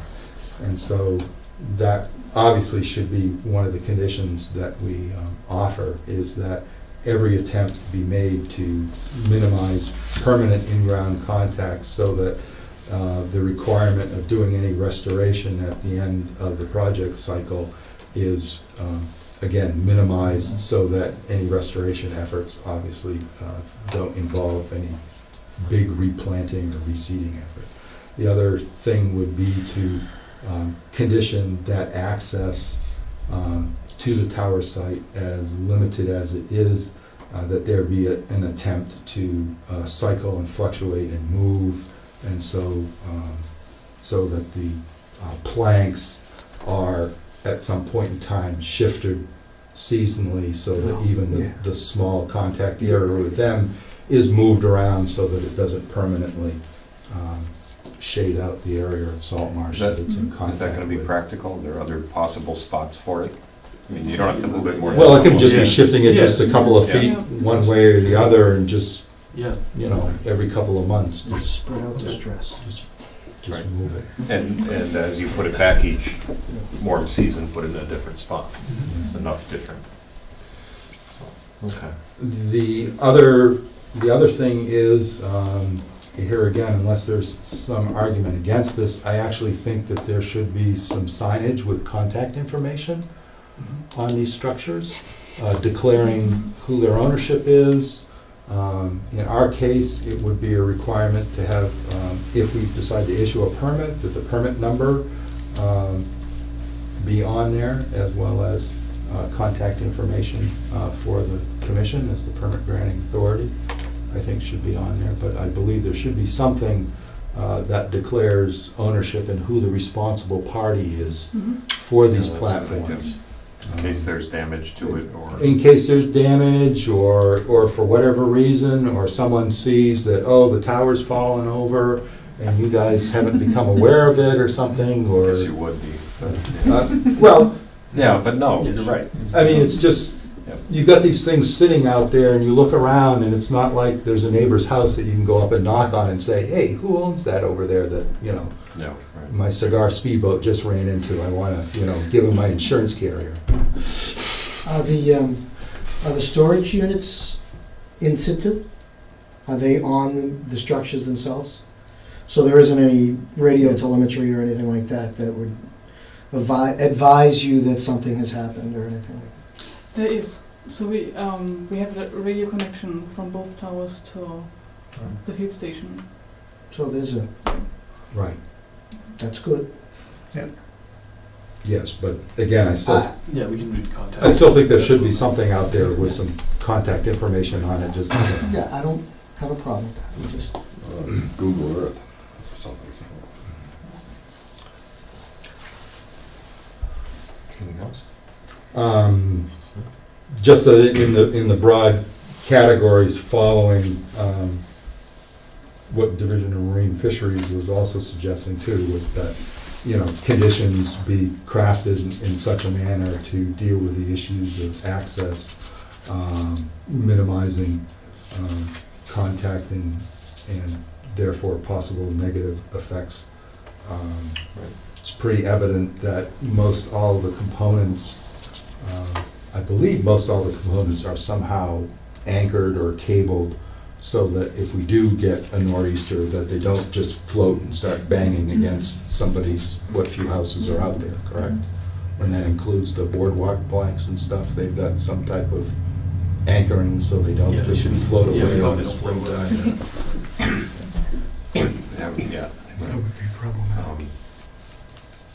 Yeah, although it's true with the planks, those are not terribly heavy. The platform itself is heavy, I'm sure, so with all the Good equipment blow. on it.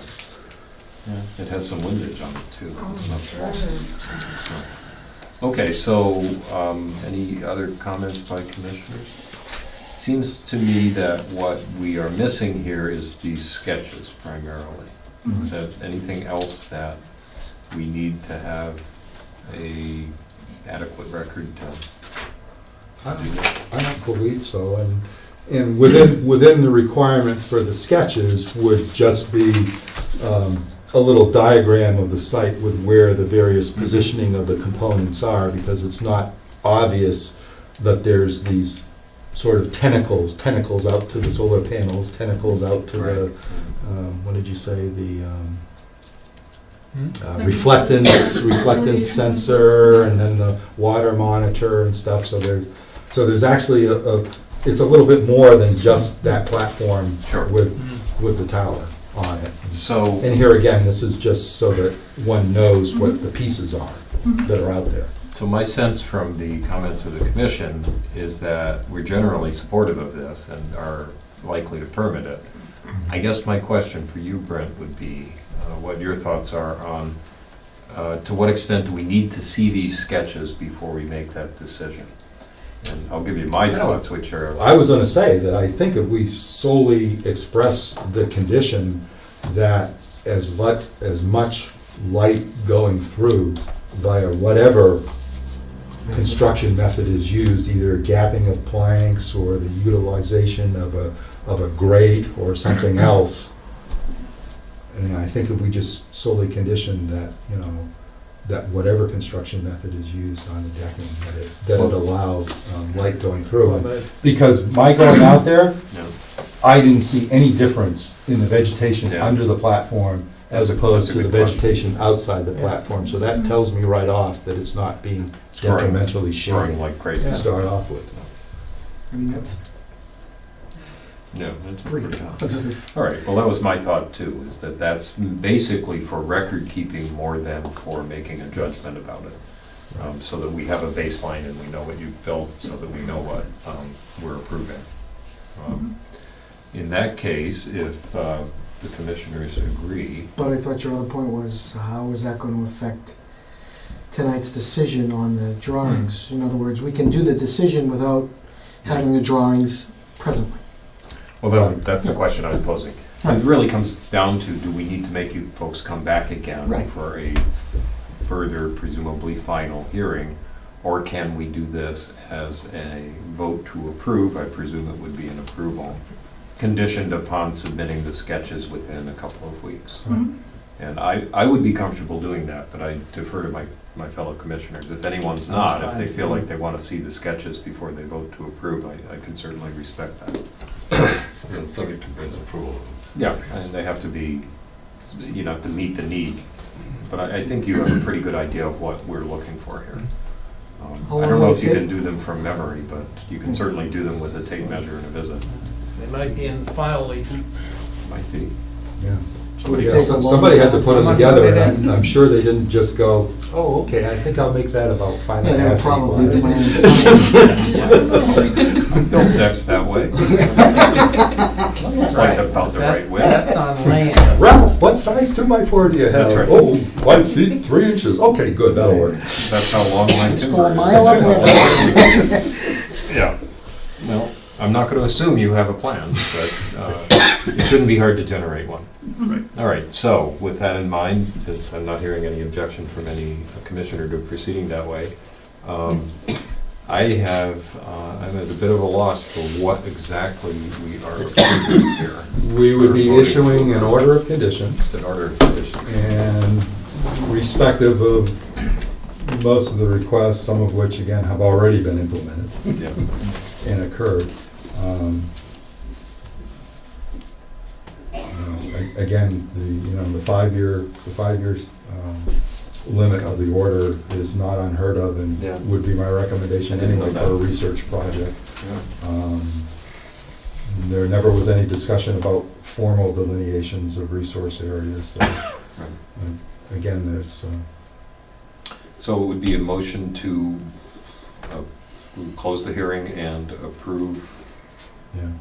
the application. Issuance of an order of conditions Issuance of an order with of special conditions. conditions as discussed. discussed. And then what will happen is Brent will write that and circulate it.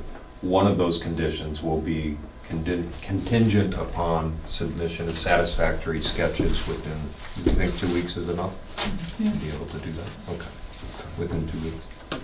So, do I have a motion to that So effect? moved. And a second? Second. All in favor? Aye. And all against?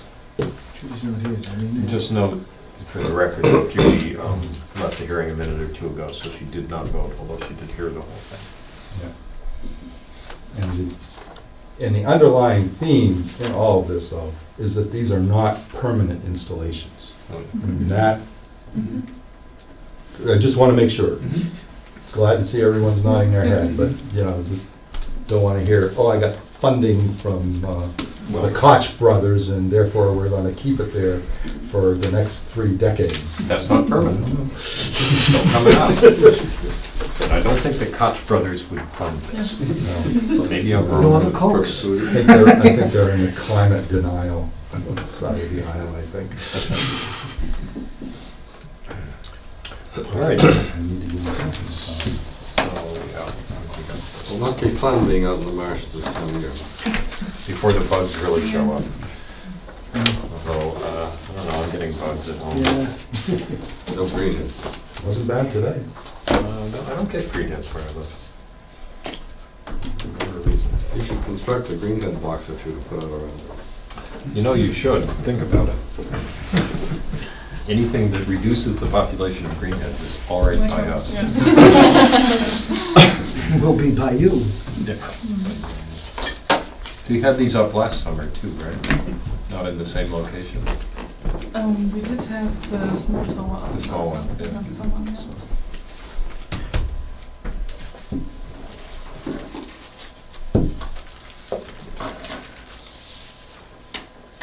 Can I ask a side question? Is your organization part of Woods Hole, or Woods Hole, how to term it? So, okay, Yeah. Institute. Institute down there? Well, the MBL is like its own It's its institute. own, okay. The oceanographic form branched off from us like 70 years ago, kind of thing. So Oh, we're really? closely related, kind of next door. Your buildings are near each other. Yeah, we right? share a Right across the library. street. That's what I thought, Yeah. yeah. Because I've seen them down We're there. collaborating too. What's that? We are collaborating with them too. No, yeah. Then Cornell tied into Woods Hole, if I remember correctly. Hooey. Well, I mean, Cornell's know that, well, MIT. I mean, there are Yeah. lots of different universities that work through MBL. Oh, okay. So, yeah. Can I please have your 2 names? Oh, sure, absolutely. Record purpose. Okay, All right. I haven't even written it yet, so we're not gonna get it done. Yeah, we can't do that in this circumstance. Sorry. Thank you for all your Patience and and answering our answering all questions. Thank you. Thank you guys Yeah. very much.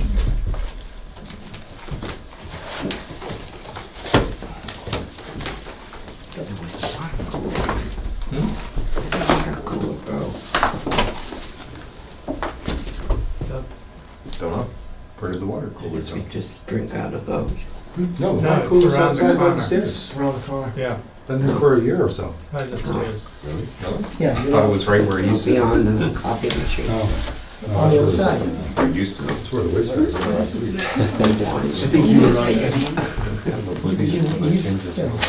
You never wanna go up the stairs. You can't anyway. Yeah, I mean, like, could, yeah. Well, Thank you very much. Oh, no, there's someone moving in up there. Oh, thank you very much. There. Oh, that's great. Thank you. Thank you. Good night. Whoops, no, one thing, sorry. Yeah. Sorry. Yeah, Legal we're ad all first. set. Thank you. Oh, okay. This is the, finally got behind the schedule. You finally got the well answer. for a while. I know, I was really right on top of it, wasn't I? This is the 9 o'clock item, which is this is the legal notice of the Raleigh Conservation Commission in accordance with Wetlands Protection Act, General Laws 131, Section 40 as amended. A public hearing will be held on Tuesday, June 18th, 2013 at 9 p.m. at Room 5, Town Hall Annex, 39 Central Street, to consider a notice of intent application filed by Bruce Tompkins Desjardins Trust for proposed construction of 6 duplex dwellings with associated roadway, driveways, utilities, stormwater facilities, and grading, possibly within the 100-foot buffer zone to bordering vegetated wetlands at land off Daniels Road, map 9, parcel 23 in Rowley. Look, Mr. Chairman, before, I'm going to interrupt the proceedings at this point in time because there's a couple substantial issues that I wish the commission to be aware of so that then the commission can make a decision if they wish to proceed. The first major overriding issue is that there's a problem with the fee submittal. And I think we've I've talked been about discussing with Mr. DeCoulis about that issue, and apparently his, whatever was going on that did not allow his attendance tonight has apparently delayed his type of submittal or clarification in regards to his fee submittal. The initial submittal was deficient in the fact that it didn't meet any of the regulatory requirements for providing the category of the activity so that it could be correctly assessed, the mandated fee amount. And also, it did not provide, because the categories weren't expressed, it also therefore did not provide the number of activities of each of those categories that one needs in order to come up with a fee calculation that is capable of being reviewed. So, that being said. So, when you and I were talking about this the other day, there was a fee submitted that Yes.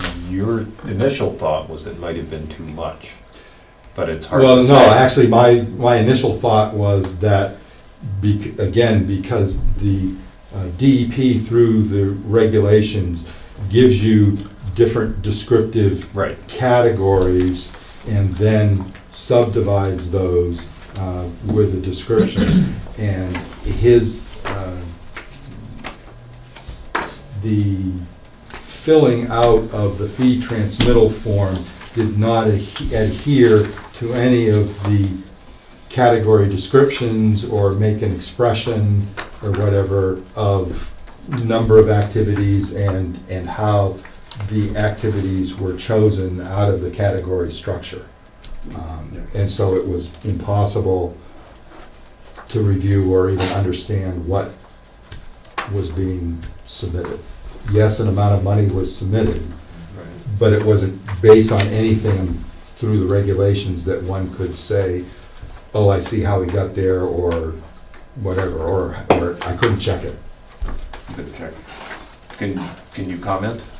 I can. My name is Greg Bernard. I work with John DeCoulis. John could not be here. He had every intention of being here. He is recovering from some surgery he had recently. And up until about 5 o'clock, he had every intention of being here. As far as the fee, I don't think I'm in a position where I can comment on the fee. Do you have the figure that he did submit? I might be able to come up, Well, to be quite honest with you, Yeah. although I applaud your enthusiasm, it really is the fact that the form wasn't filled out correctly. And none of the categories that are provided in the regulations were utilized as even a basis for coming up with a number. So, I'm sure you've seen the forms, I'm sure, many times. And so there's a box, and you check them, you go down the boxes, and you multiply by square footage, and you come up with the numbers.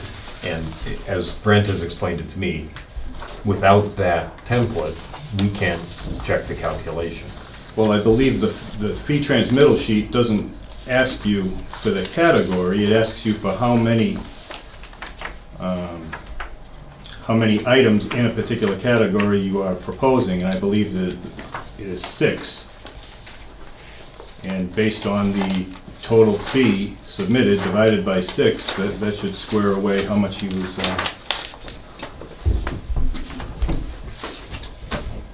it asks you for type of activity. type of activity, That residential doesn't, subdivision. that doesn't exist. That doesn't exist as a type of activity. Number of activities, 6. There are not 6 subdivisions proposed here. There's only one subdivision. I understand. And then, of course, you get the activity fee by consulting the regulations. Right. And so that's where the problem is. When you, True, but there's only one category of activities that charges $500 per activity. I believe that's category 3. it's not a residential subdivision. Okay, well, I think then at that point, that is something that's still in discussion between Yeah. you and John, and then John had mentioned that maybe, I don't know if town council had been asked to render an opinion on that or not. Well, So I would say. Actually, I don't need to ask town council. I can tell you that DEP is not issued a file number. Okay, well, So, at this not point, even I'm not. recognized, not even posted the application going into them, where they have recognized the other application that we received, that we just got done discussing, and has been issued a file number. That tells me that they are having a problem I see. with the fact that, and again, there's categories, and within each category, there's then alphabetized descriptions of different types of site work or whatever, and you have to work with what they frame within the regulations, and then the number of those activities. So I had talked to John, and I had actually copied the whole section of 310 CMR that deals with that, and emailed it to him, and referred him to that particular section of the regulations or whatever.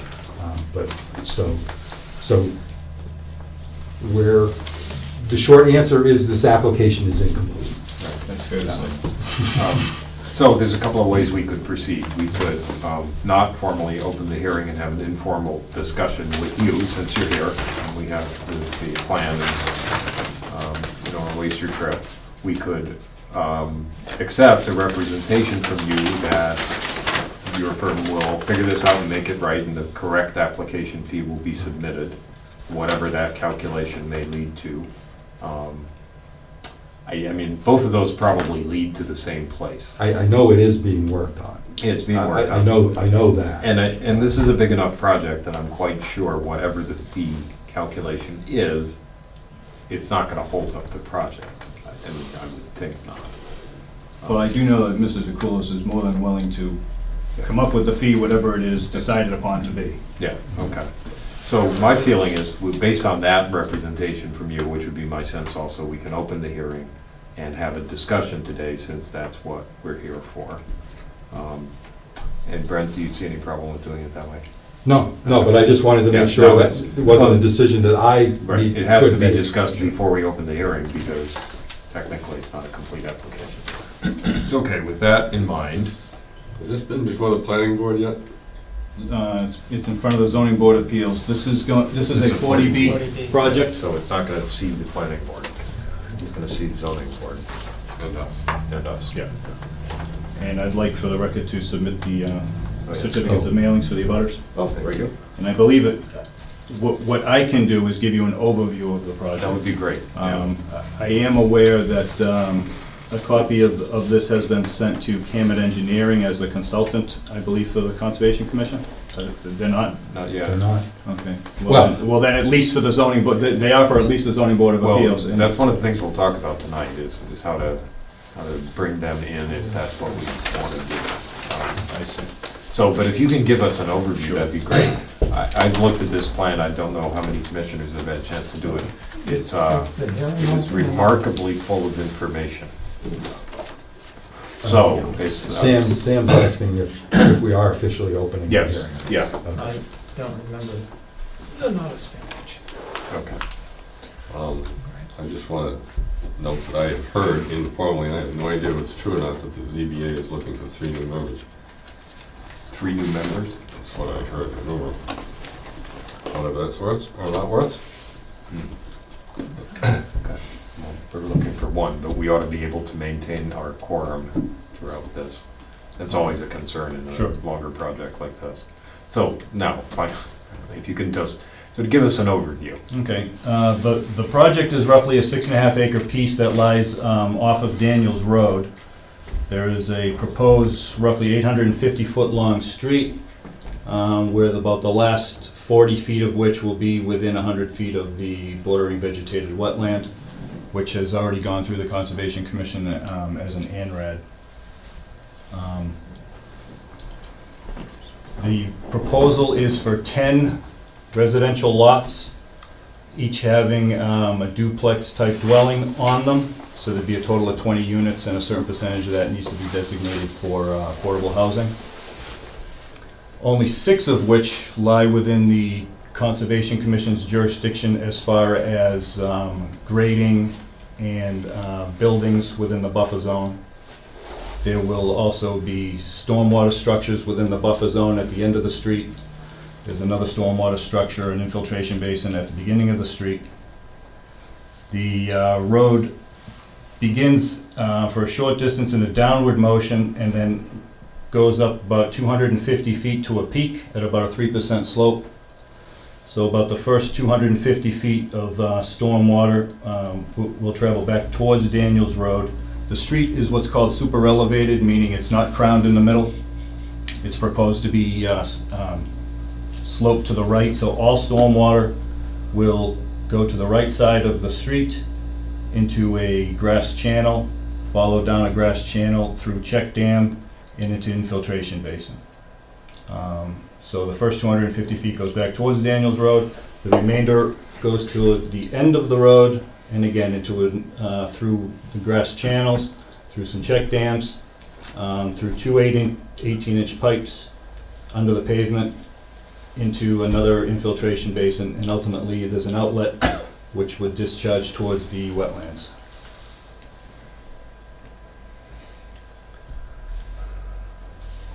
That's a brief overview of the project. The wetlands being a stream. There is a intermittent stream located north of the property, so it's bordering the stream, and the stream leads into a pond. So it borders the pond, it borders the stream.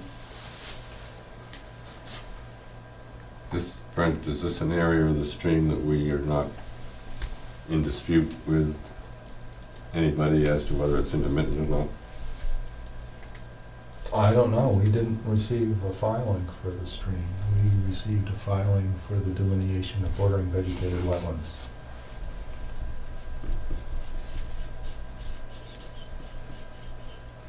Well, that being the case, my impression is that we have subsequently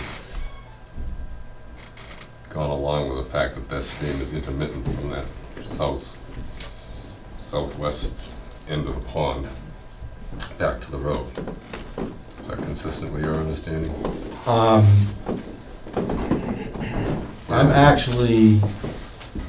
I have not researched the history of that in order to be able to comment on that.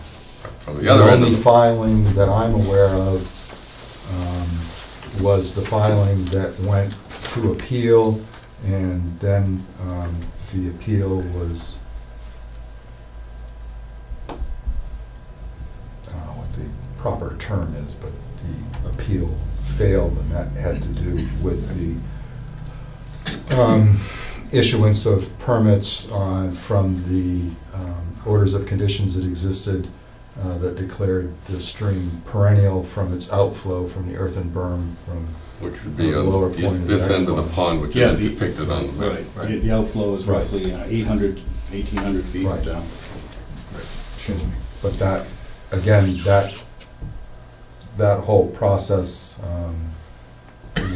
was found, ruled for the department, and so as far as I know, that didn't confer, no permit was issued conferring what the status of that section, The upper part, yeah. any section, I Any section, believe. yeah, I suppose that's true. I believe Well, it's was. apt to make a difference as to whether any of those are 200 feet away from that.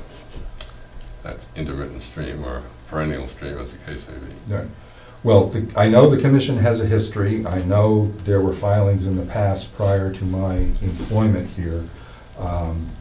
Again, because those were filings in the past, I believe any decisions in those filings have all expired, and so I do not know of anything that at this point in time provides any status to that particular section of the water channel. To my knowledge, the commission only had a filing for bordering land subject to flooding and bordering vegetated wetlands that you see depicted on the plan. The watercourses, stream channels have not been subject to any type of current filing, and there's no valid decision at this point in time that's current. But the wetlands regulations haven't changed since there was a decision on this intermittent stream and an ORAD ordered on it. Again, before you were an agent of the commission. Are you suggesting that that decision would run out or subject to? All decisions Or have an subject to expiration expiration? No, all decisions, yeah. So any permits issued prior to my employment here have definitely expired. Well, it wasn't a permit, it was a determination? That's a permit. So, where do you, and you probably answered this, I'm sorry. Where are you in the process with zoning? It's still going through, they have not issued a decision yet. Okay, so you've been before them? Mr. DeCoulis has been I mean, before yeah, the board, your- yep, numerous your times. firm has. Are there further hearings scheduled, or? Yes. Yeah, there are. Do you have a sense of where in the process they are? They wanted to get a sense of where the, to my understanding, they wanted to get a conservation sense where conservation stood. Yeah, right, okay. That's what I was trying to get at, is, right. We can go around that circle for a long time. Okay, so, and you mentioned Camet Engineering. Are they, have they been retained by, or have they been selected by The zoning Yep. as their Yep. peer consultant, basically, to review? So, my sense, at least, on a plan like this, is that we would want some kind of peer review also. I mean, no disrespect to our professional staff to say that I don't think he would say he wants to be the one responsible for making these decisions alone. In the past, we have used the same engineering firm that either planning or zoning is using to try to help the applicant economize. Does that make sense here? That makes perfect sense. Matter of fact, Camet has been sent a full notice of intent packet, Okay. so they have what you have. Now, in the past, when we proceeded in this way, they estimate the cost of that review as a separate item. Is that what we can expect here? And Brent, step in when... All right, well, I'm going to step in right off because the process has been subverted here. Since the commission just opened this hearing, Yeah.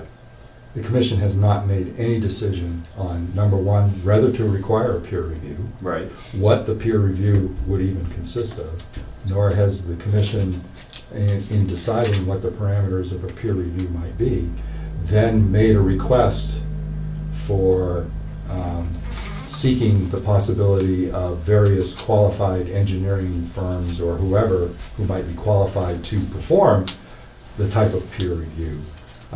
We received a letter, unsolicited, copied to us from Mr. DeCoulis dated June 11th, so that definitely occurred before the commission has even convened or opened a hearing, that said to Mr. Fred Ford, Director of Engineering at Cammon Engineering, that enclosed find a stormwater report, plan of Marion Way, existing hydrology, topographic plan of Marion Way, check to Cammon Engineering for $3,427.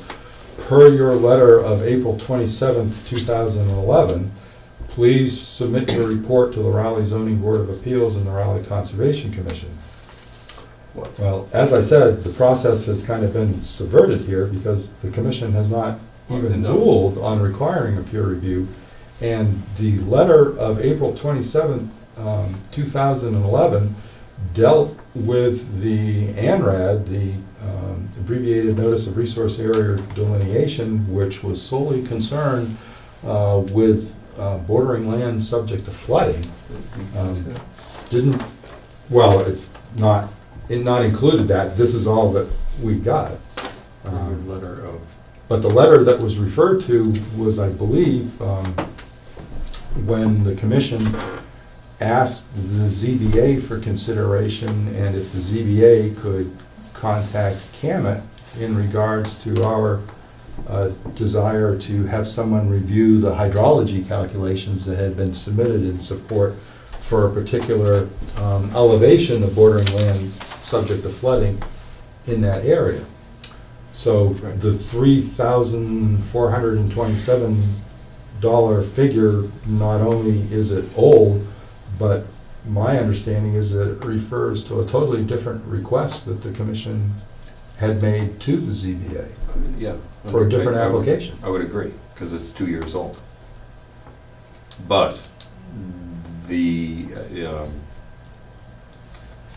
gentleman here, whose name I've just forgotten. Greg Bernard. Greg Bernard. Mr. Bernard has just indicated that CAMET has been selected, retained by zoning as their consulting engineer, if you will. And maybe I'm putting the wrong words in your mouth. That's correct. Right, but that was for the That's what- ZBA 40B application. But it's for this application, not the 2011. As far as I have not received any decision from the ZBA that said they, No, I understand. I'm just basing it on Mr. Bernard's representation that that's the case. right, So if we were to decide we want a peer review, we would have to proceed not in accordance with that letter, but by asking CAMET for an estimated cost of the same for review for us. For what we want. For what we want, right? And that's the way we've done it in the past, if I remember. as well as the commission has sought at least 3 qualified bids from firms Well, that have our understanding, have the qualifications in order to But perform. we could do that too. The reason that CAMET would have some advantages is they're already involved in the process. So I don't have any problem with CAMET, who is a qualified, in my view, a qualified engineering firm for this purpose. Right. I don't think we're required to get 3 bids, are we? Doesn't seem to me. No, but, well, here again, the cart is way before the horse here on this one, because not having decided as to what we wish to have peer reviewed presents a problem, because then if you can't come up with what an anticipated quote might be, then you don't know whether it exceeds $5,000, and therefore you do have to meet state bidding requirements and have sought 3 competitive bids in order to seek, you know, an economical price for the service that's being required. So, Granted, but at least speaking as one commissioner, I don't feel qualified to even make a judgment of what it is I need a peer review for this plan. Perhaps you do. well, I'm going to say, but again, because this has pulled the rug right out from underneath the process, the way it's supposed to work Yeah. is the commission is supposed to make a decision based on input from their professional staff as to what parts, components, or rather the whole notice of intent submittal if the commission is desiring for it to be peer reviewed. Like I said, we haven't even got to the point where I don't feel I've received components of this submittal which I believe meet the standards mandated for a notice of intent application, and therefore I'm not even at a stage where I could possibly say to the commission what would be the different components of a peer review, or whether it would be solely focused on just drainage and stormwater, or whether there would be other things involved at this point in time. I can succinctly tell you that it certainly would involve stormwater and drainage calculations, but I also will take this opportunity to say that I believe the single sheet plan that is before the commission and that accompanied this submittal is woefully deficient in being able to adequately convey the numerous activities that are all presented, because the symbology is just absolutely confusing, with numerous black lines that are somehow supposed to represent different things, which are all jumbled together and presented in such a manner. A normal submittal to the commission would normally, at a bare minimum, have 3 components to it. It would have... You're talking about 3 separate sheets. 3 separate sheets at a minimum. Existing conditions, grading and utilities, and then roadway and dwellings, or whatever. Everything's together on that. I can't even begin to make head nor tails of, as well as the fact that there's symbology, shading, and other things used on there that I can't find any representation in the legend. Okay, so Mr. Bernard, it would seem to me to be a fairly straightforward process to convert this plan into 3 separate sheets along those lines, as Sure. I understand the way Yep. the computer generation of these things works. Couple of clicks. I certainly was going to make the same comment, is it's very, very difficult to interpret the information in this plan, and maybe that's just because I'm technically deficient, but I think it's also because of what Brent just said. The information is very crowded. So what I'm hearing you say, Brent, is that if you got the submission in that format, then you could make a professional judgment about what you would recommend as a scope of peer review. It would provide great assistance in order to be able to start tackling that particular task. All right. So, getting the cart back behind the horse. Is this a informal informational hearing, or did we open it? We opened it. It is, yes. Let me ask another question. Brent, I'm unclear, you mentioned stormwater a couple of times. If my understanding of 40Bs is correct, the only stormwater regulations are those adopted by the town. There aren't state ones that I'm aware of. And the bylaw... This is filed under the Wetlands Protection Act. I understand that, but you've been talking about getting stormwater calculations, and I don't know if we need those, since the stormwater bylaw doesn't apply in a 40B, I assume. I don't know why you're assuming that. Well, maybe you could answer whether... The Wetlands Protection Act requires adherence to stormwater standards for a project of this nature that has 4 or more lots. Yeah, which that is a state regulation. Does. Yeah, but And so under the Wetlands Protection Act, they are required, and most of this submittal is drainage, subcatchment areas, different hydrology calculations, all relating to stormwater and the conveyance and the facilities utilized to manage stormwater, to make sure that pre-development discharge off-site is equivalent to post-development off-site. That's been a historic standard. That's a requirement of the regulations under the Wetlands Protection Act. But I guess my question is that those don't necessarily have to meet the stormwater bylaw. Our, unless they happen to be congruent. you mean our local stormwater Yes. bylaw? I don't know. I mean, I assume, Looking to you guys. you know, we used to have to get those before the stormwater bylaw was in Right, well, effect. this, again, this project is probably going to have to meet most of that criteria anyway, because I don't believe you get away from compliance with the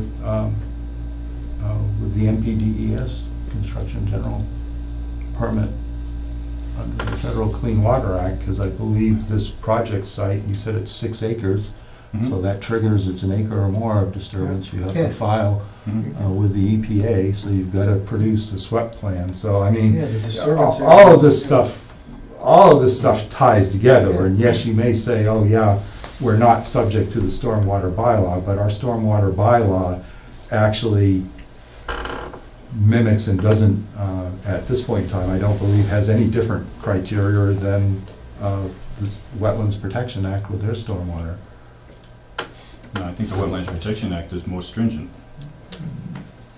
As far as involving the calculation. Yeah, I mean, as soon as meeting you the trigger standards. one, Yeah. you pretty much, Those things eclipse. because they all require the same thing. I mean, it's not like your off-site, your post-construction off-site discharge can somehow be greater if you Right. go for the, using only the bylaw as opposed to something else. So they all actually come up and sync together. I don't think any of them, it's just a question of,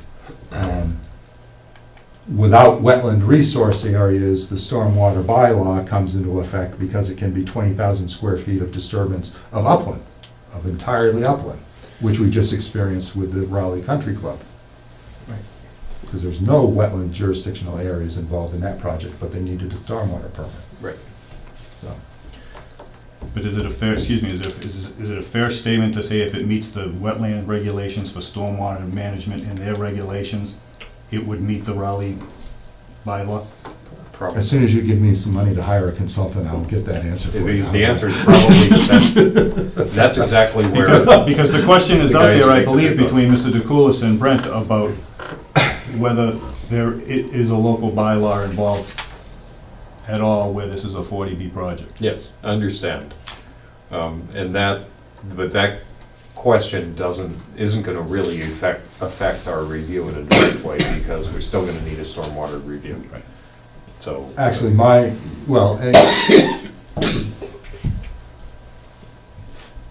it's entirely possible that in regards to this local stormwater management and erosion control bylaw, that the question is moot, since we've got the Wetlands Protection Act involved here and the EPA under the NIFTY's permit.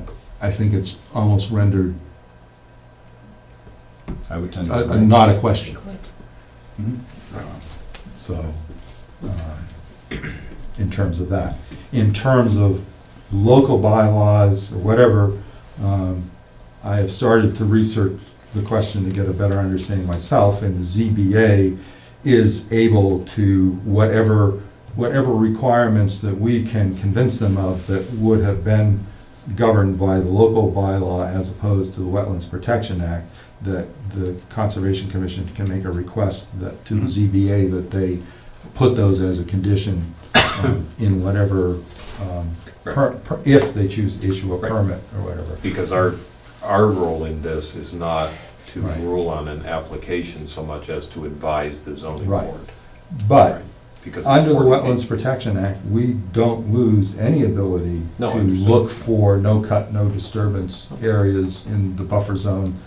We've got various, both superseding order of conditions as well as decisions of the commission prior to the implementation of the wetlands bylaw, which imposed no-cut, no-disturbance zone restrictions and whatever, and the Department of Environmental Protection imposed no-cut, no-disturbance zones also. So that's not, just because our bylaw mentions it, or in fact mandates it, being in there, doesn't mean that it also can't be considered by the commission under the WPA. Mhm.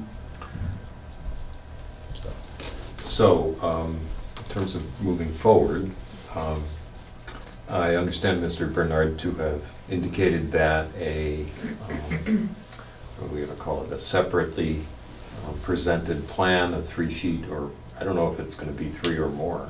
Perhaps you can, you suggested that 3 separate sheets would be helpful. Are there other layers that may be in there that would also be helpful to break out? Well, yeah, you usually then also can utilize a detail sheet where such things as your erosion control is detailed, your construction site entrance, you know, different BMPs utilized in your basin, outlets, inlets, stuff like that are shown. I mean, it's not up to me to tell the applicant how to present the information, but I can only comment at this point in time with a single sheet, and one or two of the commissioners have also reflected this too, that it's very hard to tell what the different activities are, and in some cases, symbology is used that's not explained in the legends, which again renders more confusion than it does enlightenment in regards to what the various aspects of this proposed subdivision are.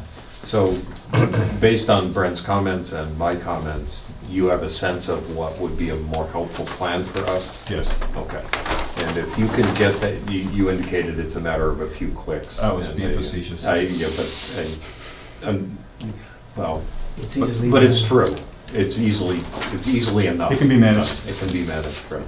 Doesn't require more engineering, it requires Correct. some computer manipulation. How soon do you suppose you could get those to us?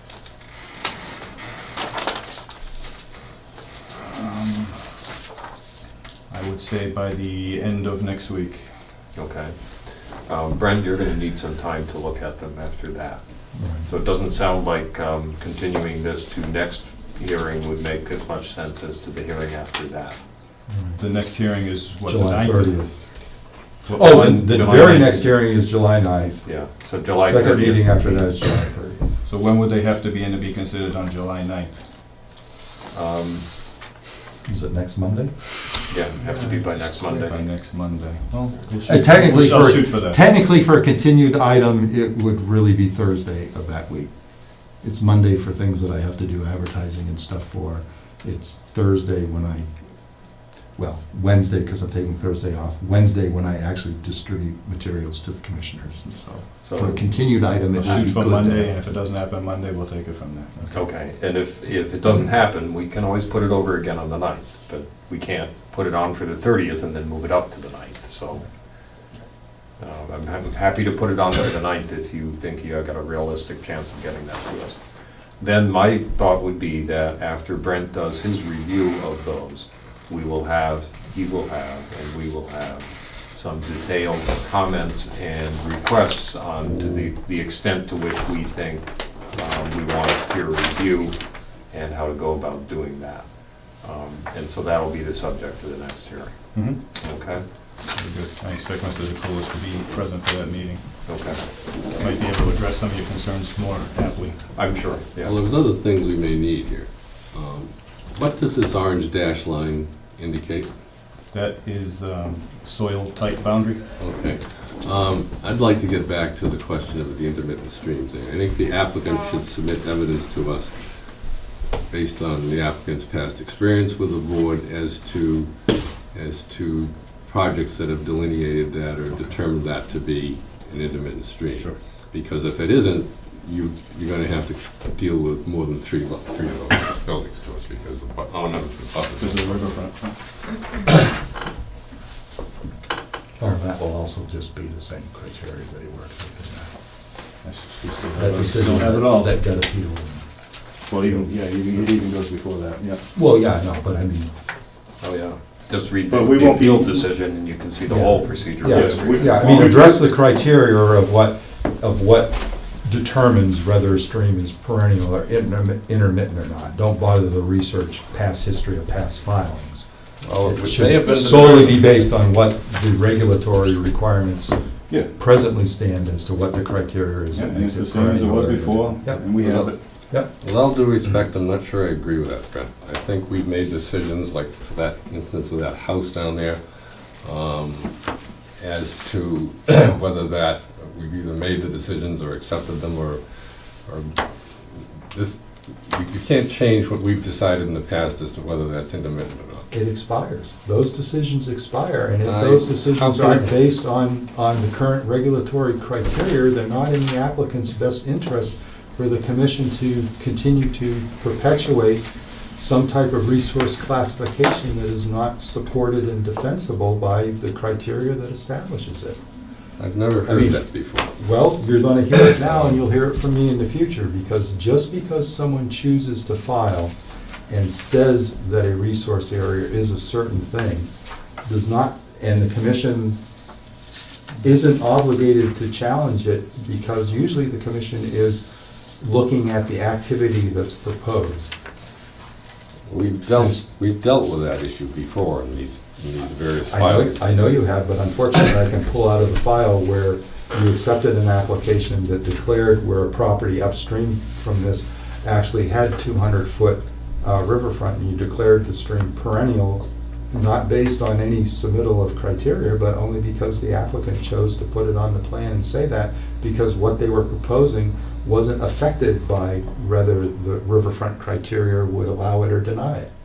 They just chose to call it riverfront just to avoid having to pay for the wetland scientists to put the time into figuring out whether it met the regulatory. Well, I don't know if that's, Criteria. I don't know if that's a fair statement, but what I will say to Mr. Turner is that the criteria that was used to get a determination that this was intermittent has not changed from when that decision came forth to today, and we still have the data, and we have up-to-date data, and supplying that will not be a problem. Well, it also goes back to all the stuff that further on, just where it hits Daniels Road and beyond, but the subject came up frequently all the way along the line. You remember that, Judy? And, you know, I'm not sure we can change precedent on that, Greg, unless there are specific reasons why we should in an individual portion of that. I mean, the center line of that book is very hard to determine in places along there, and there was a lot of time spent involved in looking at those sorts of things. And I just raised that as a perspective at this point to share without, you know, making a final, you know, Well, I sense think, of it myself, but I don't think we can go rewrite what's already been decided. I think Mr. Turner's point about getting that data will be useful. What we're gonna do with it is another question. Yes. All right, so we'll put you on for July 9th. You'll try to get the different set of plans, differently presented set of plans to us by, what you said Wednesday, really, right, Brent? Because you're taking this Thursday off. So, yeah, it needs to be Wednesday. Taking next Thursday off, too. Right, and he's always off on Friday, so if you don't get it to him by Wednesday, it'll effectively won't be seen by him until, I'm sorry, which Wednesday are we talking about? A week from tomorrow? Today. yeah, Yeah. A week from tomorrow. right. That second? Where are we? It's third, I think. It's not that late. It's not 20. Is it- 19, it says the 26th. Okay, 28th? Pardon? A week from tomorrow, the 26th. Is it the 26th? Okay. Again, I said I don't have my glasses on, so I can't read the number. So do we continue this to the 30th? The 9th. Right. 2 weeks? Only if you entertain a motion and do vote on it. I mean, I don't care, most of the applicants should do it. No, that's right. Well, Mr. Bernard's gonna give it a college try. So Wednesday, so we've decided it's Wednesday, because you had earlier said Monday. Now No, we're- it's Wednesday. Wednesday. It would, normally it would be Thursday. Monday is our but it published just won't be submittal here, deadline yeah. for applications, Right. for new The applications. the Monday one applies when there's publication required because we can't get it to the paper in time. Wednesday. If you can't meet the 9th, you can always You can always make it the 30th. submit a request to Brent. Yep. Okay. Yeah, you don't have to come to Continue. change that date, just, you know that. Okay, All right. thank you very much. Thank you. I move to continue. Yeah, before you leave. Do I have a motion to continue this hearing to July 9th? You do? Is there a second? Second. All in favor? Aye. Aye. All against? Thank you. Thank you.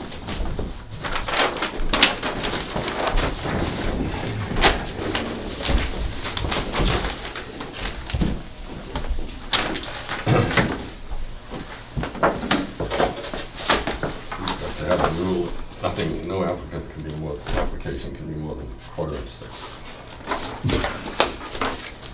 That one's gonna get thicker, not thinner. That's gonna have to be on a little stick then, because there's no way you can get all that stuff.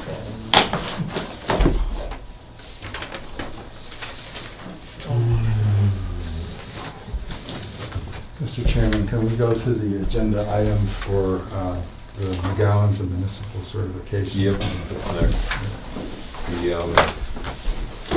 This is the 9:30, sorry about the delay, folks. This is the 9:30 item. It's a request for a municipal certification for a conservation restriction at 28 Glen Street, map 21, parcel 5, lot 1. Philip E. and Sharon T. McGowan, submitted by Essex County Greenbelt Association. And you are Ms. McGowan? No, I'm Vanessa Johnson. I'm the Assistant Director of Land Conservation in Essex okay. County Greenbelt. All right, great. Yeah, the McGowans aren't here. It's No, that's fine. a little late for them, but, Sure. so, before I go into the whole spiel, how many people here are familiar with conservation restrictions? I can give like a 1-minute summary. We have a pretty good knowledge good of it, I think, understanding? most of Okay, us, yeah. so I'll 'cause we skip have that. seen more than a few. Okay, I'll skip that in the interest of time. So I'm here to present the municipal certification for you to sign, attesting to the conservation values of the conservation restriction, and also to seek a recommendation that the Board of Selectmen sign the conservation restriction. In Massachusetts is the only, in Massachusetts, for conservation restrictions to be perpetual, they have to be approved at the state level and at the municipal level. So this is part of the municipal approval process. So this conservation restriction is being donated to Essex County Greenbelt by Sharon and Phil McGowan. It's 2.84 acres of land that they purchased as a buildable lot, and I see that you have a map in front of you right there on the aerial photo showing this parcel that's right on the Mill River. They've kept the building permits for the property up to date until now. The conservation restriction would effectively extinguish those any right to build on that property forever. And Brent has already expressed to me his desire for me to communicate to the landowners that they actually retire those building permits. But the conservation restriction would legally prohibit all building on that property. Conservation values for such a tiny parcel are actually quite significant. It has 280 feet of shoreline along the Mill River. It's about a third of the property is mapped as priority habitat for rare species by Natural Heritage. Riparian forest is critical habitat. There are wetlands on the property, and it's also floodplain habitat, which of course helps mitigate flooding from major storm events. As I mentioned, for CRs to be permanent in Massachusetts, they need both municipal and state approval. This conservation restriction has already received approval from the state. It's been reviewed by the state attorney at the Executive Office of Energy and Environmental Affairs, Division of Conservation Services. And in fact, because the landowners have qualified for a conservation land tax credit, or in order for them to qualify, the conservation restriction and the land undergoes additional scrutiny. It has to meet a higher bar for its conservation values. So they have indeed qualified for that due to the conservation values of the property. So in a nutshell, that's the conservation restriction property. The restriction itself is fairly straightforward. The only rights that the McGowans are reserving with the conservation restriction are merely to enjoy the property as they always have, as an open space, and to be able to maintain the habitat for wildlife.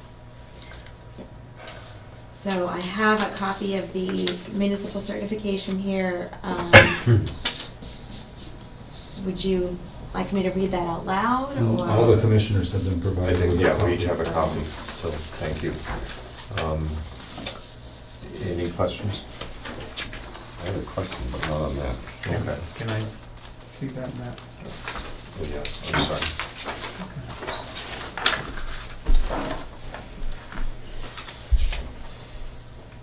I visited the property on June 10th with Vanessa, and also have served as the commission's agent during the permitting process instituted by Sarkis Development, which resulted in the issuance of an order of conditions for construction of a single-family residence on this property. So I can attest to a familiarity with the property as well as that recent field inspection, and I offer a recommendation to the commission to consider signing the municipal certification. I believe that the representations made on here are accurate and reflective of the property in question. I agree. I'm familiar with the property as well. When Actually, I think did several of us are. When did we approve that? 2005 or 2006, The building permits? Yeah. something like that. Initially. Because I remember it. And the McGowans, once they purchased the lot, have visited the commission at least once to seek an extension, and then I believe the Permit Extension Act has extended their order, which is why I did convey a recommendation to be passed on to the property owner that they seek to make a request for a certificate of compliance declaring the order of conditions invalid, since it is recorded against the title of that property. That would appropriately close it and take care of that, which it effectively is being, the rights to develop it are being extinguished by the issuance of the CR, so it only makes sense for it to be appropriately, the permitting to be followed through to its natural termination of the permit. Can I ask a question? Item B on this municipal certification form, they refer to it as Glen Road. It is in fact Glen Street. I think that might be Oh, relevant. you're right. There isn't any Glen Road. I don't think there is. A couple of questions. Thank you. Where is the William Forward Wildlife Management Area that you're talking about? 500 feet, it says it's within, It is east, I think it's east of Route 1. Yeah, it's on the other, it's the Yeah. other side side of of Route Route 1 1. as you're heading down to where the Mill River flows underneath Route 1. On that slope going down, you'll see a wooded lot that's got this chain link gate Okay, yes, that all doesn't right, seem to right. be connected to a fence. That's actually Woods Road that accesses the William Forward Wildlife Management Area. right. My next question is this all the property owned by McGowan on this side of, Yes. of Glen Street? Is that entire piece owned by the Is that McGowan? Is entire that what you're piece saying? part of what we're talking about here? Yes. Yes, it would be that entire piece. The reason I'm asking that is because it doesn't appear to include right along where the brook goes under Glen Street. Well, no, that's owned by the That's folks owned that own The the people at the Jewel. mill. Yeah, what's her name's? Sure. mowed lawn Cheryl area Forster. there. Cheryl. Yeah. Yeah, Cheryl Forster. Forster's. Yeah, the last name, I think. Yeah, she has a different last name now, but yes. Bernard. I think the McGowans are to be commended for doing this. It's very much in the public interest, and they've always taken that adoption position with regard to this property. I know for a fact, however, that on one or two instances, people have been shooed off the Forester property by the McGowans. Off the which property? The Forester property, because it's a nice little scenic walk to the head of that, to the point where the Yes. dam is. Which the neighborhood has always enjoyed Yes, using, and and suddenly, I know that It's the a McGowans no-no. have shooed, at least one of them has shoot people off of it. But that's neither here nor there, but apparently that was not within their jurisdiction. Okay. But I used to stop there at least once a year and go up in there. There are strange little ducks that breed in that area. Right down in here. Yes. Yeah. So, and they may disagree with my characterization of what I just said, so I can't swear by it, but I do know people have reported that to me. But I commend the McGowans for what they're doing here. Yes. Yes, especially admirable when it's an actual approved permitted buildable lot. Leaving money on the table, you don't see people do that very often. Commend Greenbelt for pursuing this. Yes. Did you approach them or did they approach you? They approached us. We gave a talk on the state's new conservation land tax credit, and they attended that talk. No, that's a talk worth giving. Yes. It's what you hope will happen from Yeah. talks like that. Okay, well, any other comments or questions by commissioners, members of the public? In that case, what do we do? I suppose we should vote. A motion Motion to approve to it. sign, as well as direct me to offer a recommendation to the selectmen in regards to. Okay, so do you have one textual change there, so do you have something ready for us to sign? Yeah, and Well, the signatory page doesn't have Yeah, that. I was just gonna say. That particular issue on it. No Yeah, problem so- if you fix that. Yeah, just substitute a corrected okay, first page. yep, I'm I happy think to do would be that. fine. So before we do that, though, we need to, I need a motion to the effect that Brent just said, So move. and a second. Second. And this would include both to approve and sign the municipal certification and to direct Brent to support, to indicate our support of the same to the Board of Selectmen. To the selectmen. Selectmen have to sign the CR. right? Yes, Yes, so- Yeah. So that would be requesting them. Two things, they're gonna, yeah. So I have a motion and a second, and all in favor? Aye. Aye, and all against? And the motion carries, so once you have that, we will sign away.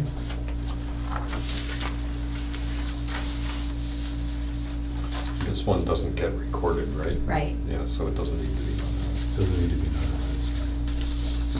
Have you considered approaching the Forsters to get the next little piece brought within that? No. Well, yes.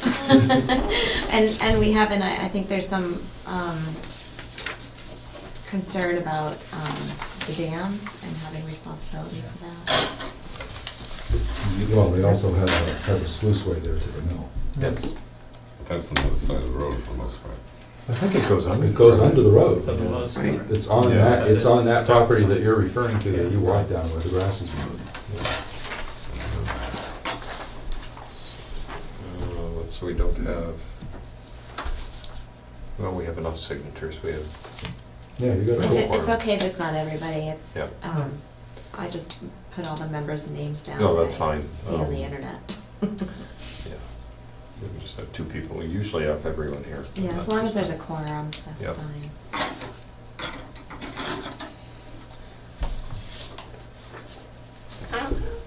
Well, the sluiceway has steep-sided banks on it. And, That's because it's a rectangular channel.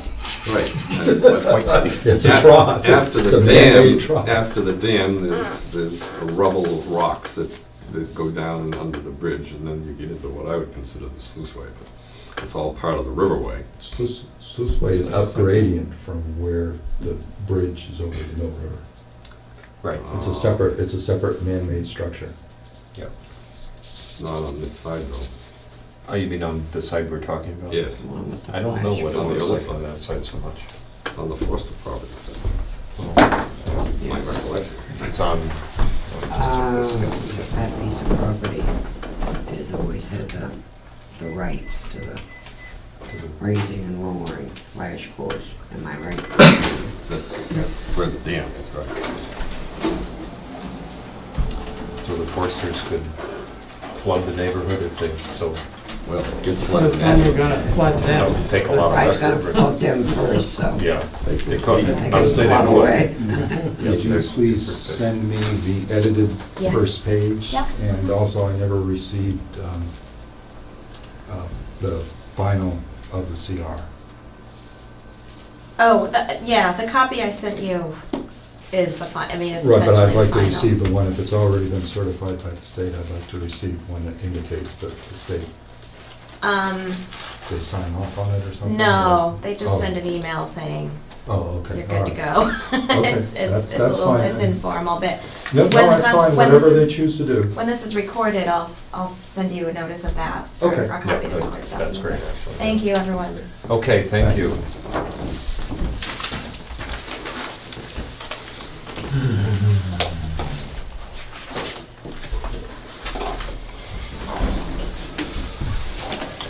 Well, you must read the 10 o'clock item. We need to know the selectmen's on this. We did.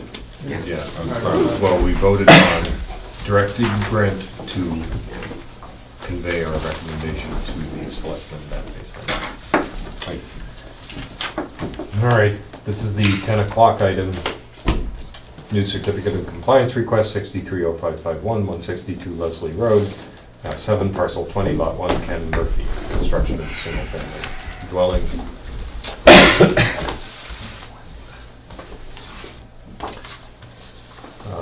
No memo, right? No, there's no memo, you're gonna get it verbally. First off, I cannot offer a recommendation to the commission for issuance of a complete certification. I can offer a recommendation to the commission for consideration of a partial certificate of compliance. I received on June 13th via email, I received a report from Mr. Bill Manuel of Wetlands and Land Management, Inc. His report of the status of the wetlands replication area at 162 Leslie Road. Says pursuant to special conditions 27 and number 30 of the order of conditions, I am submitting the first of 4 biannual reports on the progress of the wetlands replication area. The wetland replication area and adjacent buffer zone was dug and planted in the fall of 2012. This is the first spring inspection. The nursery stock shrubs are all intact and growing.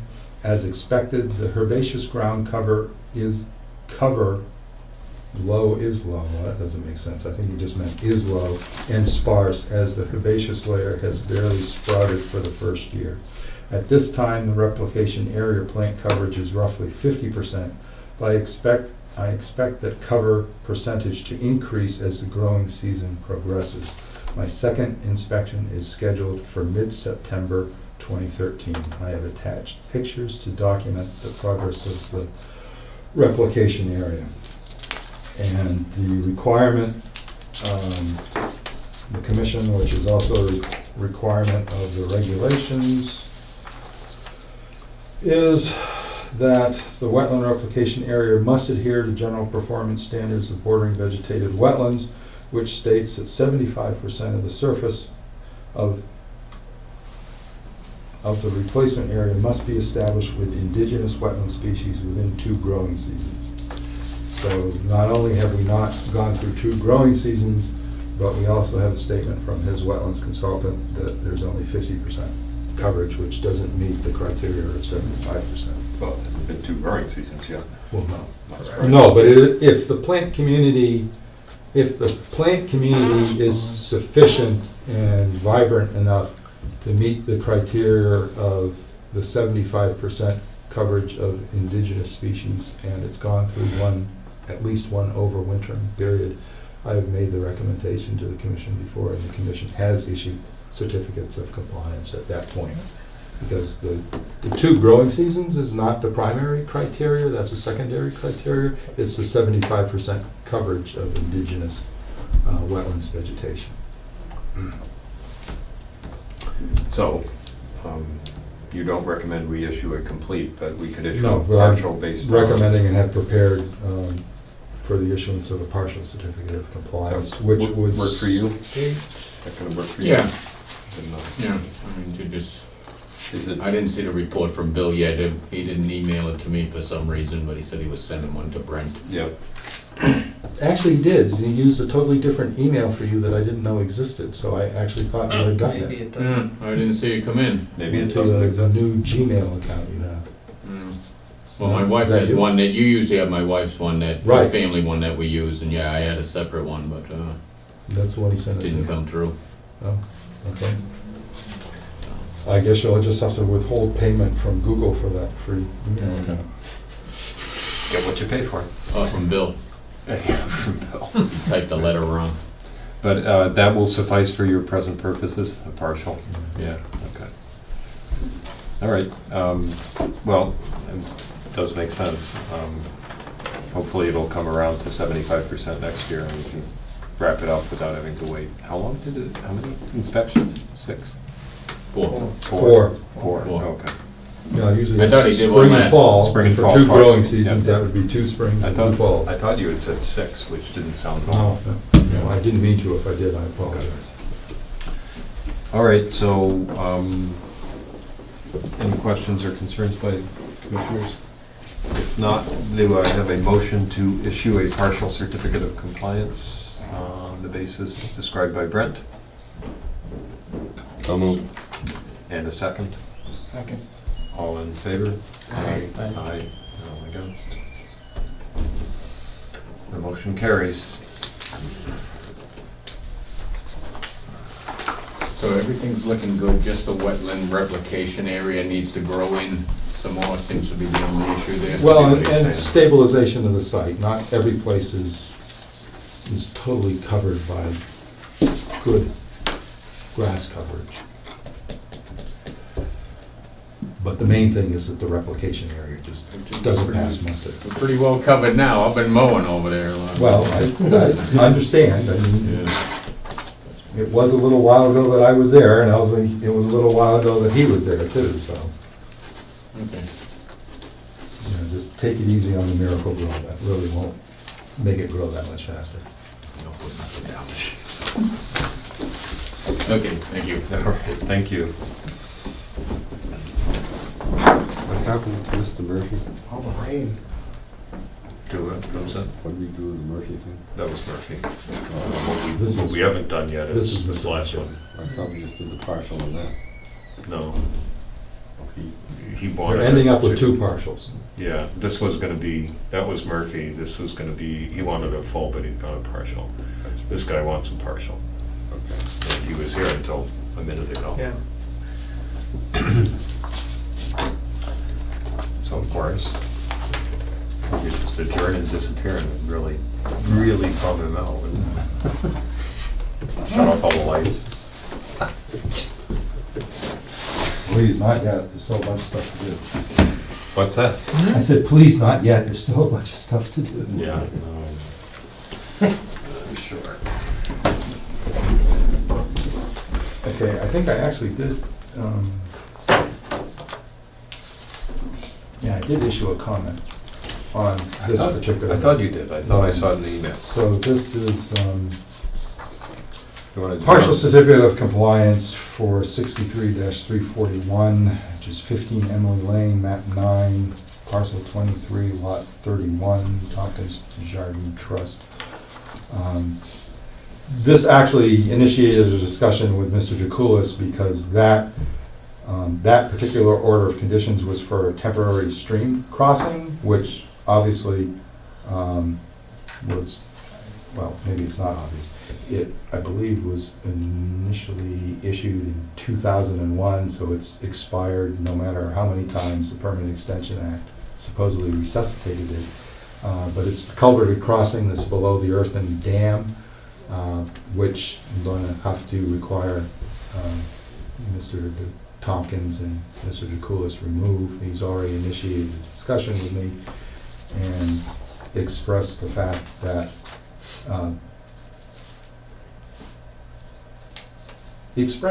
that he thought the fire chief had issued a statement about that being a critical crossing and him needing it left in place. Well, it turns out upon actually talking to the fire chief didn't even know or remember that it existed and had no particular urgent requirement for it and was receptive to the idea that I advanced to Mr. Jakulis as well as to the fire chief, was the fact that instead of having culvert, precast reinforced concrete culvert pipe sitting right in the stream channel, negatively affecting it with crushed stone all around it, smothering the bank, smothering land under waterways, and just in general washing out whenever there's a flood stage, that stuff could be removed, and that telephone poles or some other timber pole crossing with a wooden deck on it would probably suffice, whereupon I also got the fire chief to tell me that his forest firefighting vehicle is 1.25 ton, and therefore he would feel very comfortable if there was a wooden bridge pole crossing that would carry, say, 6,000 pounds to 10,000 pounds. He would consider that adequate. He actually investigated the site and determined that, again, if there was a bridge put in place so he could get across it, that would be fine, but trees were down on the woods road, so he actually couldn't go very far into the woods anyway, even getting across it. But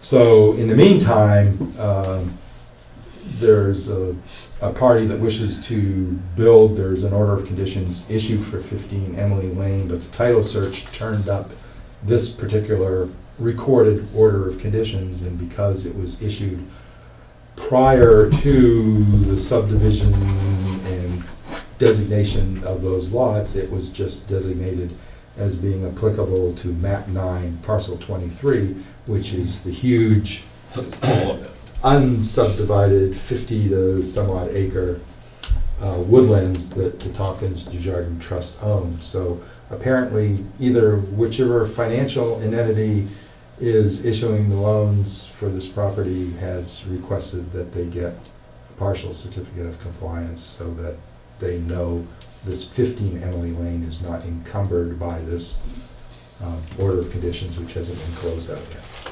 15 Emily Lane is far from that. There's a lot going up the hill. Yeah, It's one of the last ones sort of the other on end, if you the will. southern end of the horseshoe Right. Emily Lane. Okay. Coincidentally, the two remaining lots happen to be sort of on the same side of Emily Lane, but on opposite ends of the horseshoe, and both of them are currently, one has got active construction going on it, this one apparently came to a little bit of a halt Okay. because of this business. Well, I don't have any problem giving them a partial. Anybody else have any concerns? I'm a little curious where Mr.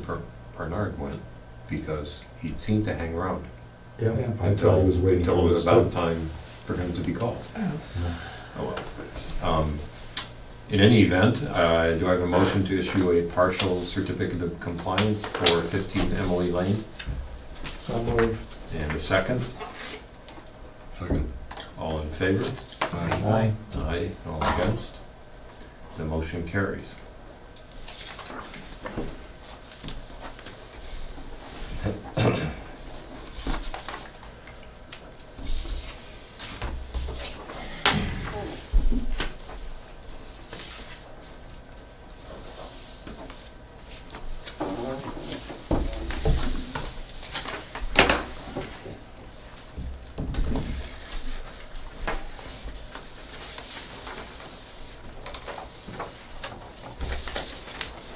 How do you feel?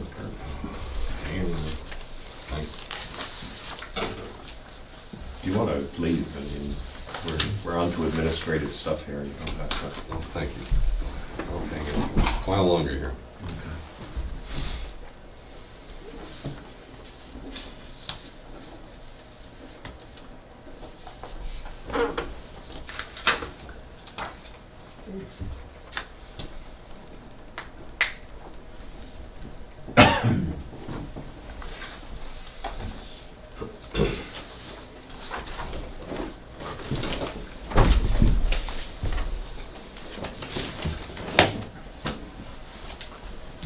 All right. Shall we take care of the other gaps in the agenda and then go to the Oh, administrative? I think there's just one, the right? stuff? The 915 item, 420 Newbury Picture. Probably, yeah.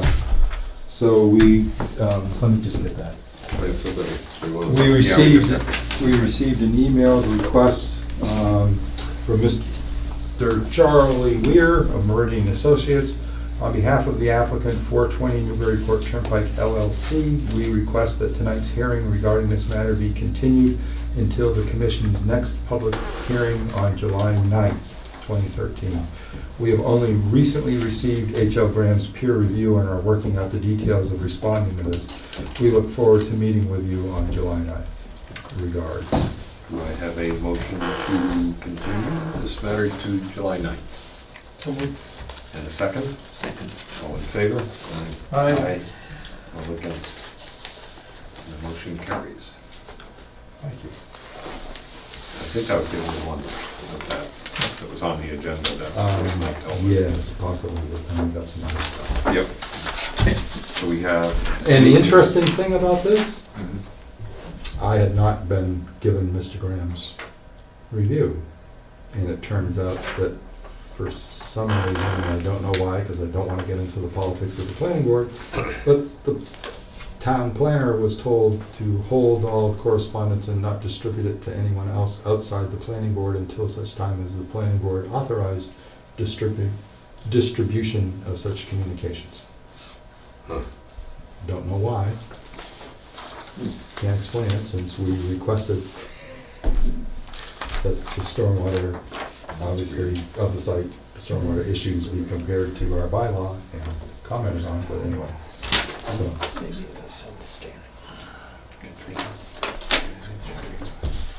so, That's very good as the chairman, which is where that policy comes from, presumably. so if I may. Yep. Um, So we have, well, we didn't do any minutes, I don't think we're going to do minutes, but we didn't do anything administrative because we jumped right Correct. in. And then we also have status permits, enforcement, all that stuff. Right. So whatever you think we need to do. So administratively, I received an email, copied of an email request from Commissioner Turner, who would like the commission to consider reauthorizing his representation of the Conservation Commission on the Community Preservation Committee. Correct? I believe that's for a 1 year, I believe it's for a Excellent idea. 1 year term, so that would be from July 1st, 2013 to June 30th, 2014. I think, isn't it 1 year stint? I think so. Unless The we- selectmen, I think, know are it was going to done- 3 years, but 1 year. What do you want? Do you want to just do it for whatever term is The, maximum- substantiated by the town clerk's The office? maximum number of years. Not permitted. That sounds like a great idea to me, if Mr. Turner still wants to serve on said committee, which apparently he does. Do I have a motion to do that? So moved. And a second? Second. All in favor? Aye. Aye. Against? So we still have a quorum without Mr. Turner himself. Early. Okay. Okay.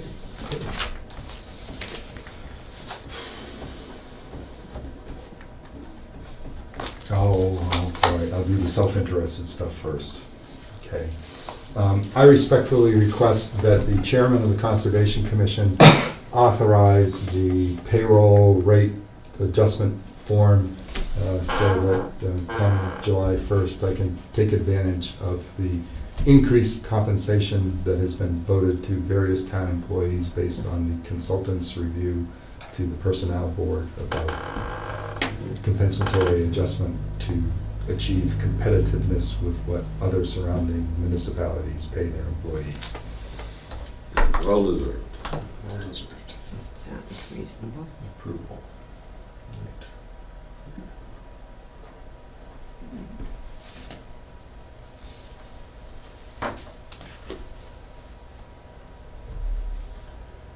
Six.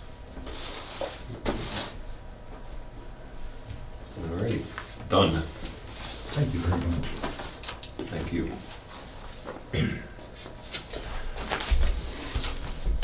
So on other type of things, the Bradford Tavern. Right.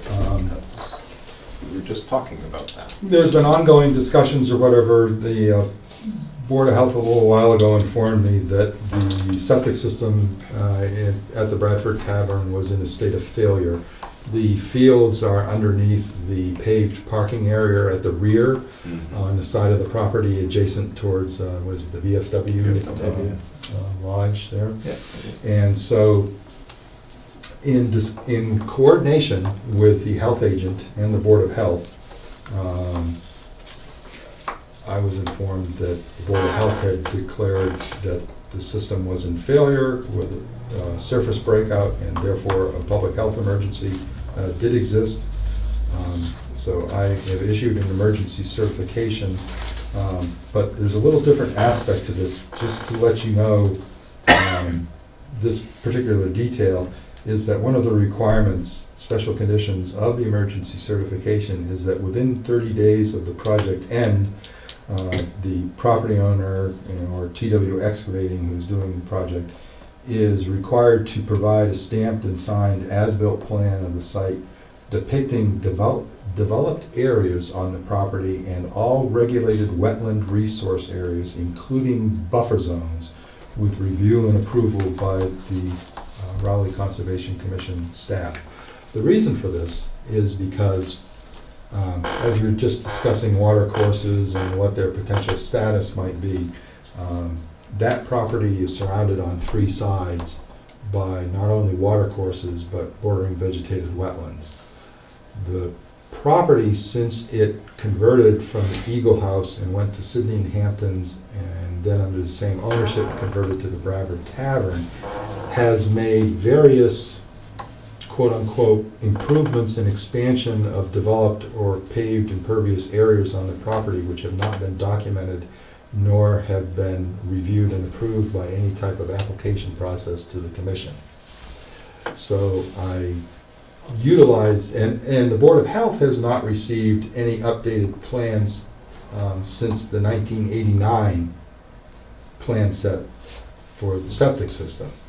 So as part of our emergency or certification of an emergency and allowing them to proceed with looking at the septic field or whatever, I issued that requirement in order to get the commission accurate information as to what the developed areas of the property are. Not that I wished to make a case for enforcement, but I wished for us to receive something that better adequately described the site on a set of plans, so that in the future we can entertain any proposals for development from the property owners with a much better base of information as to what's actually there, and also then explore what they might wish to do as to whether it actually does trigger regulatory requirements.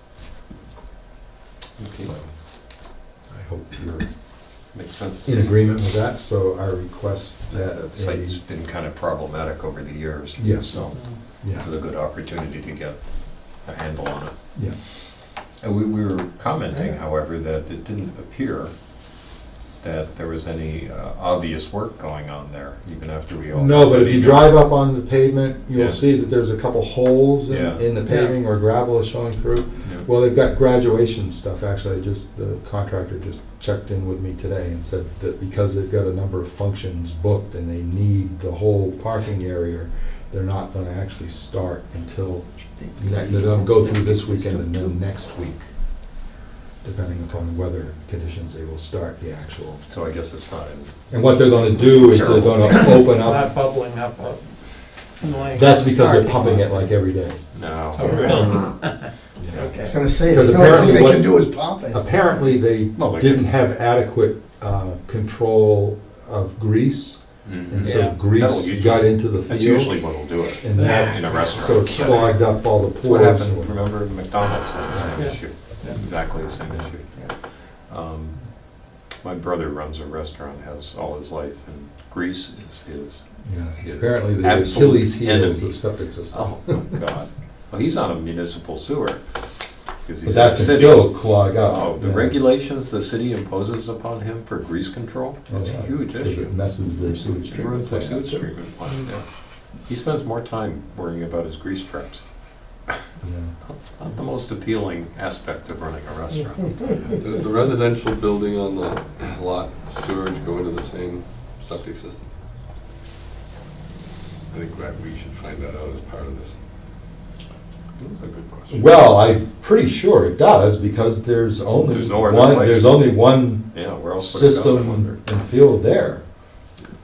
There's nothing in the front of that building. Where else would it go? Well, we don't know. There's no Christmas trees, or whatever those things are called, Oh, sticking that's up that- anywhere on the property. Well, they may have been broken, but they're supposed to be in the bushes on the side towards the VFW hall. Well, Yeah, Maybe they are they're there. in the back there. I do think if you I saw head it. Over the Years ago. slope, there's, I think, one.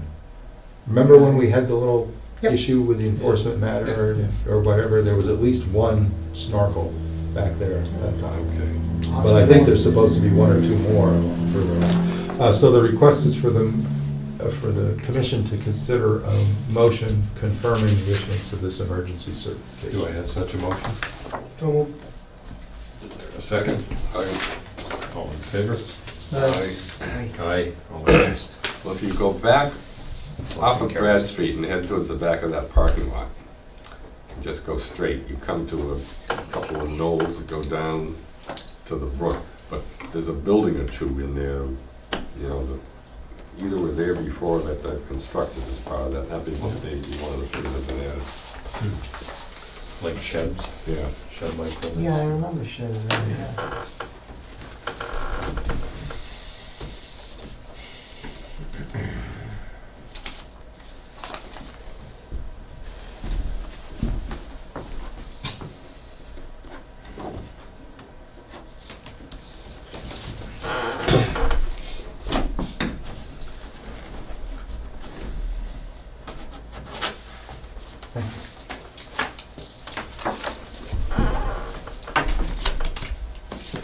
The next request involves 50 Cross Street, which has recently changed ownership.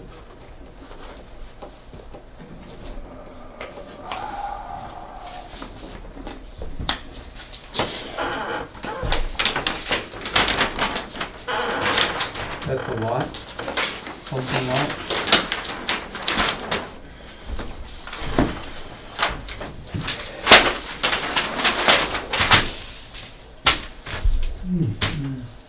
This is a lot that was issued an order of conditions, I believe, just before I started employment here, because I believe it was one of the ones I had to write up. Has a vernal pool. It's the one It with the was- big back. Yeah, huge, goes all the way back to Ox Pasture Brook. A lot of acreage in it.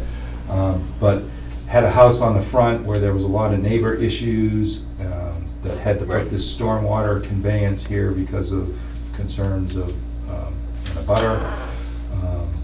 Now, so what the new property owner, Mr. Michael Crow, is requesting of the commission is if the commission considers the changes that I'll describe to you as whether you consider those significant and possibly requiring an amendment to the issued order of conditions, or whether you feel they're within the scope of work and therefore can be governed by the issued order of conditions, which has been being extended since 2005, 2006, or whatever. So those changes are as follows.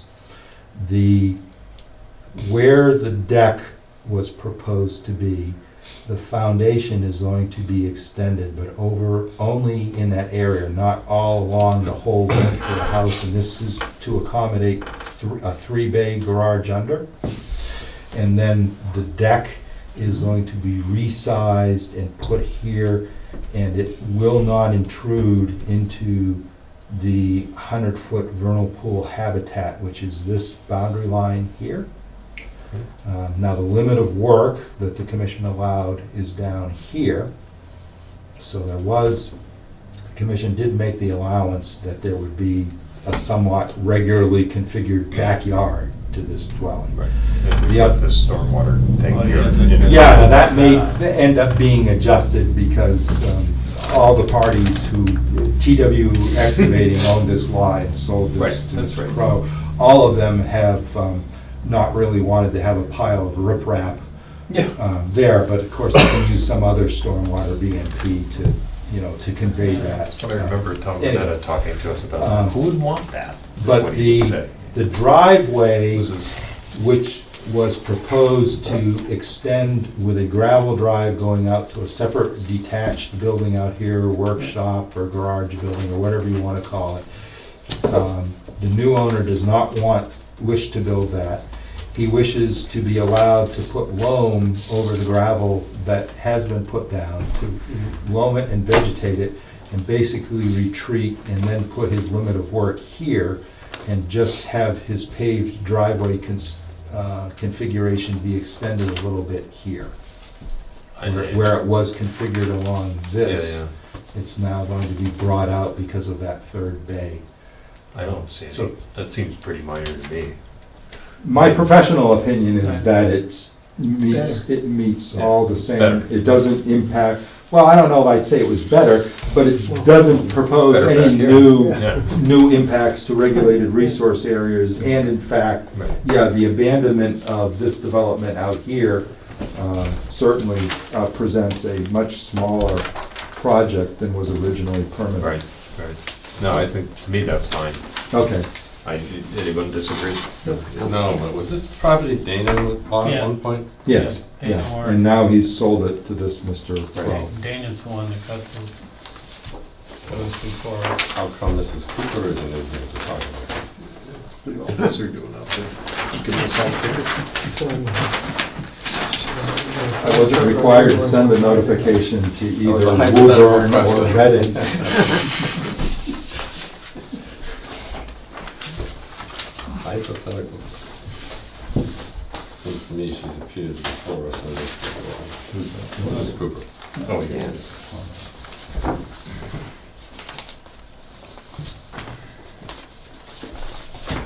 Grand grabbing.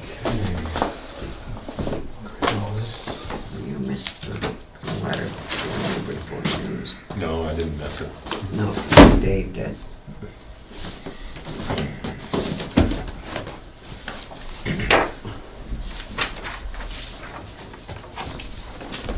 I received notification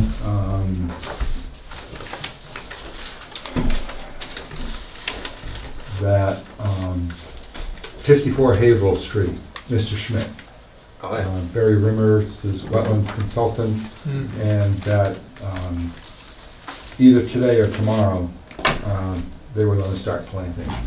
They had gotten the plants just the other day. She was, because the help Mr. Rivers needed to get to actually put the plants in the ground wasn't immediately available. She was just going to do the layout and distribute them or whatever. So I just wanted to let you know Well, that's good. that's proceeding. That's been going really on a slow pace, so it's good. Well, to it went on a see some slow movement. pace because the surveyor didn't tell anybody and never bothered to send the plans in. And then when he said he sent the plans, they never ever showed up at our address. And he didn't send them by certified mail or anything else that you could track them. And so I had to, again, I'm not watching things all the time, so 2 weeks later, I'm like, well, where are the plans?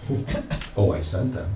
And I said, well, what's the certification number or return receipt number so you can track them through the post office? Well, I didn't send them that way. So gosh knows what's going on. So when they finally did show up, I issued the directive to put them in and stuff. I believe the commission was in receipt of my notification of noncompliance regarding Mr. DiStefano at 98 Trowbridge Circle.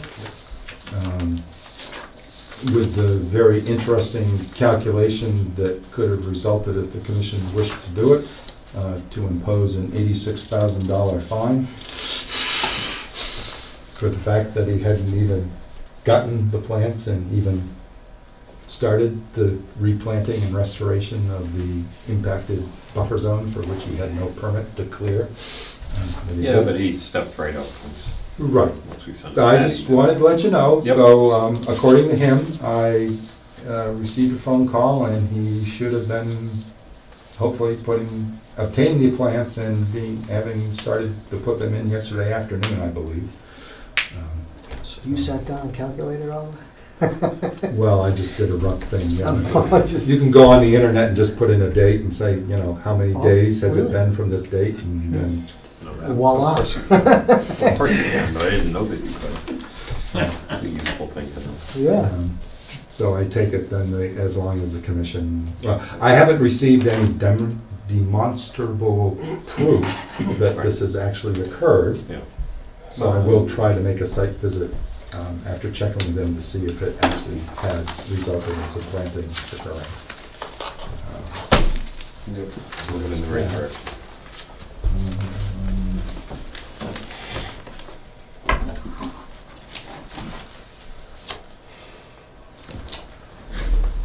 So the only other thing, which I kind of just held off passing this out to you just because it just came and it's probably more of an FYI. The commission has been copied on a communication authored by Susan Moses to the Board of Selectmen in regards to the lack of a conservation restriction on the Brad Street Farm property. And her opinion that the town is not meeting its obligations and requirements imposed by the utilization of Community Preservation Act funds for the acquisition of such property. I thought that she was in charge of the committee that was handling it. I don't think she's on it anymore. Huh. I'm not positive on that. No, I don't think so. I think the Brad Street Farm Acquisition Committee got, retired once they did the acquisition. Since I was involved with town council in the attempted negotiations of a CR for which the state DCR was going to extend the town $50,000, and can attest to the fact that for very legitimate reasons, those negotiations collapsed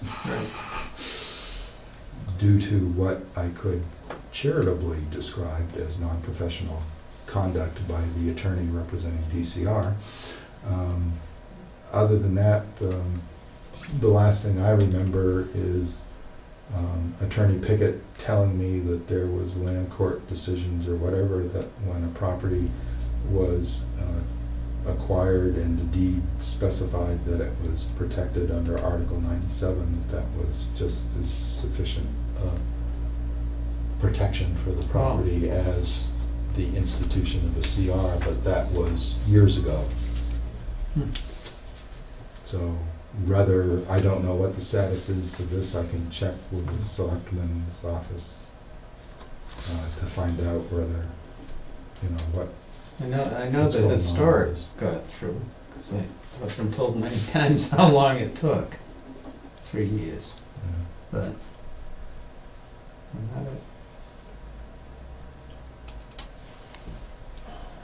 Sounds more like. So would something like that it expire was because needed. of, as like you were saying earlier? Well,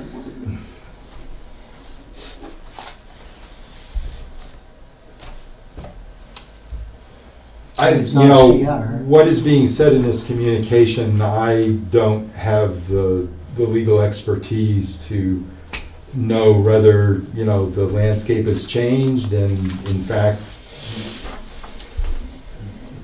I can only comment, like I said, that when things went south and it was apparent, we were told by the Board of Selectmen to cease negotiating with DCR in regards to this because of what was transpiring and what requirements they were trying to put into the CR, which Attorney Pickett felt were extremely burdensome and not supported by past practice.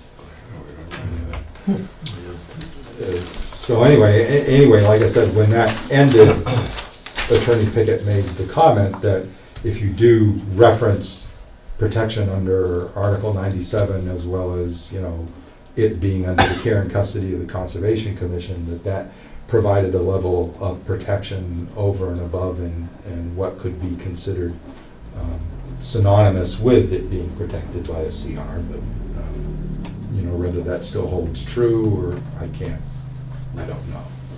And there's no reason why the town couldn't seek to get a conservation restriction for this, so I will tell you that I made an informal inquiry to Massachusetts Audubon Oh. Society. Well, Now, Susan Moses, who states on there that she is serving as a director or something, I believe, on the board of Greenbelt, of course mentions Greenbelt in there. Greenbelt was gonna hold it. At some point. No? Greenbelt was never in The state was gonna hold discussions. it, and that was the Well, problem. I know that, I remember the state, but then, It was $50,000 was being held out as an enticement for the town to enter into a CR agreement with DCR, through DCR. But Greenbelt was not a party and not ever involved in negotiations that I participated in. Well, anyway, doesn't really matter who holds it, I think would be her doesn't point, matter what it is. as long as it's a proper CR. What did Mass Audubon say? I just got this nothing yet. yesterday, so Nothing yet. I just, Well, it seems well, I like, got an acknowledgement that they'll get back to me, that, Mr. Ford, who was Yeah. the attorney who Right. works for Mass Ford Audubon is- in their land protection department, who worked with the Rough Meadows. with Rough Meadows, yeah. He replied to me and said he would seek to get some information to be able to tell me what, might be involved, so. I just figured it'd just Oh, it's be, good. It's a good just asking a preparatory question in case Yep. we need to pursue it. And this is certainly gonna cross our table when this happens. We're Right. gonna end up being Which I involved. pretty much assume that's why Ms. Moses copied Copied us. us on it, right. That's, I assume, Sue's absolutely right. From what I get of this letter is she's saying this is something we need to deal with because in the long run, we're gonna have to deal with it. Yeah. And we aren't gonna get more money if we don't have our ducks lined up properly. Correct. I'm sure she's right. So I assume this would deal only with regard to the open space and recreational areas of Brad Street, since I think just the open space parcel, I'm not sure. she references. Does she say that it has to do with something with the recreational parcel also? Yes, under where the Community Preservation Activity is bolded under the net. She mentions that if purchased real property interest for open space or recreational purposes. Oh, okay. So that'll affect what happened earlier tonight, eh? Yeah. Well, Well, the proposed development of a ball field for a parcel that's dedicated to recreation is not, The CR needs to. would not be considered a prohibited use. I don't Let's believe. If it is, then If somebody it didn't write is, the and there's CR something wrong correctly. with the recreation designation. Yeah, then we need to make sure the CR accounts for that. All right, anything else, Brent? I've got something. What do you got? I want to know where things stand with regard to the property across the way from the Upper Mill Pond that was denuded and. Oh, yeah, that's a good question. I meant to keep that in my mind. The one you referred to, DEP, Oh, on Redbird Road? or whatever Red that's Pine Way. Red Pine Way, yeah.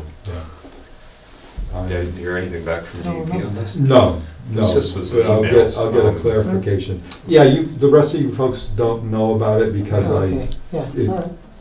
Behind the news. what? Oh, I know, that's why,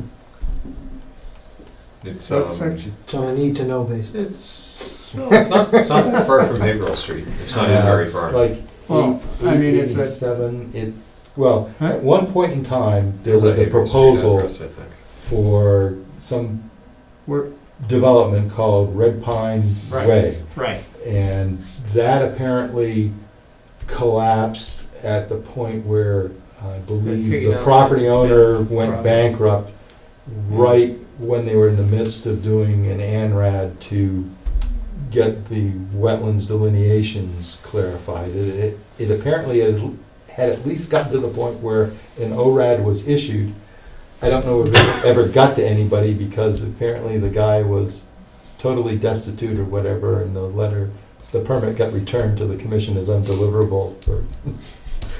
Don't know if the guy, was forced to evict her out I'm of just wherever he was wondering living or what not. section was denuded. You got to- Partway in the The- road? I complained Just as about you it. cross Muddy Creek, You can see it from here. Yeah. the, I'm not surprised, actually. let me begin to count the ways that Right. alterations have occurred there. Muddy Creek is a perennial stream. There's Well- huge areas got cleared and around what had been a sleepy, single-family residence with kind of a partially forested lawn area around it. Where I There's have now a- been many times, that's why I'm wondering. There's now a large paddock in there. Yeah, that would be That's partially- inconsistent with There's, what it had it's been bought by a before. contractor, so there's now a contractor staging yard that Across from Chrysler? appears to have Yeah, loam it's like stockpiles and approximately other around there. excavation Know where the, equipment Yeah. where out the there. water is. Just, It whatever it is, appears Mill Pond, whatever.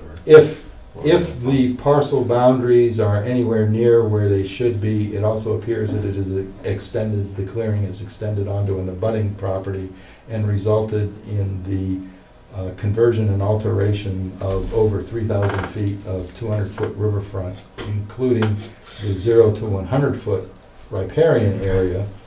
The driveway that crosses Muddy Creek, which used to have delineated bordering vegetated wetlands as well as bordering land subject to flooding on it, now through the aerial photos has Barren. square yards and square yards of riprap rock that used to have both. So there's been filling of floodplain, there's been the total decimation of whatever vegetated wetlands used to exist Okay. upon that.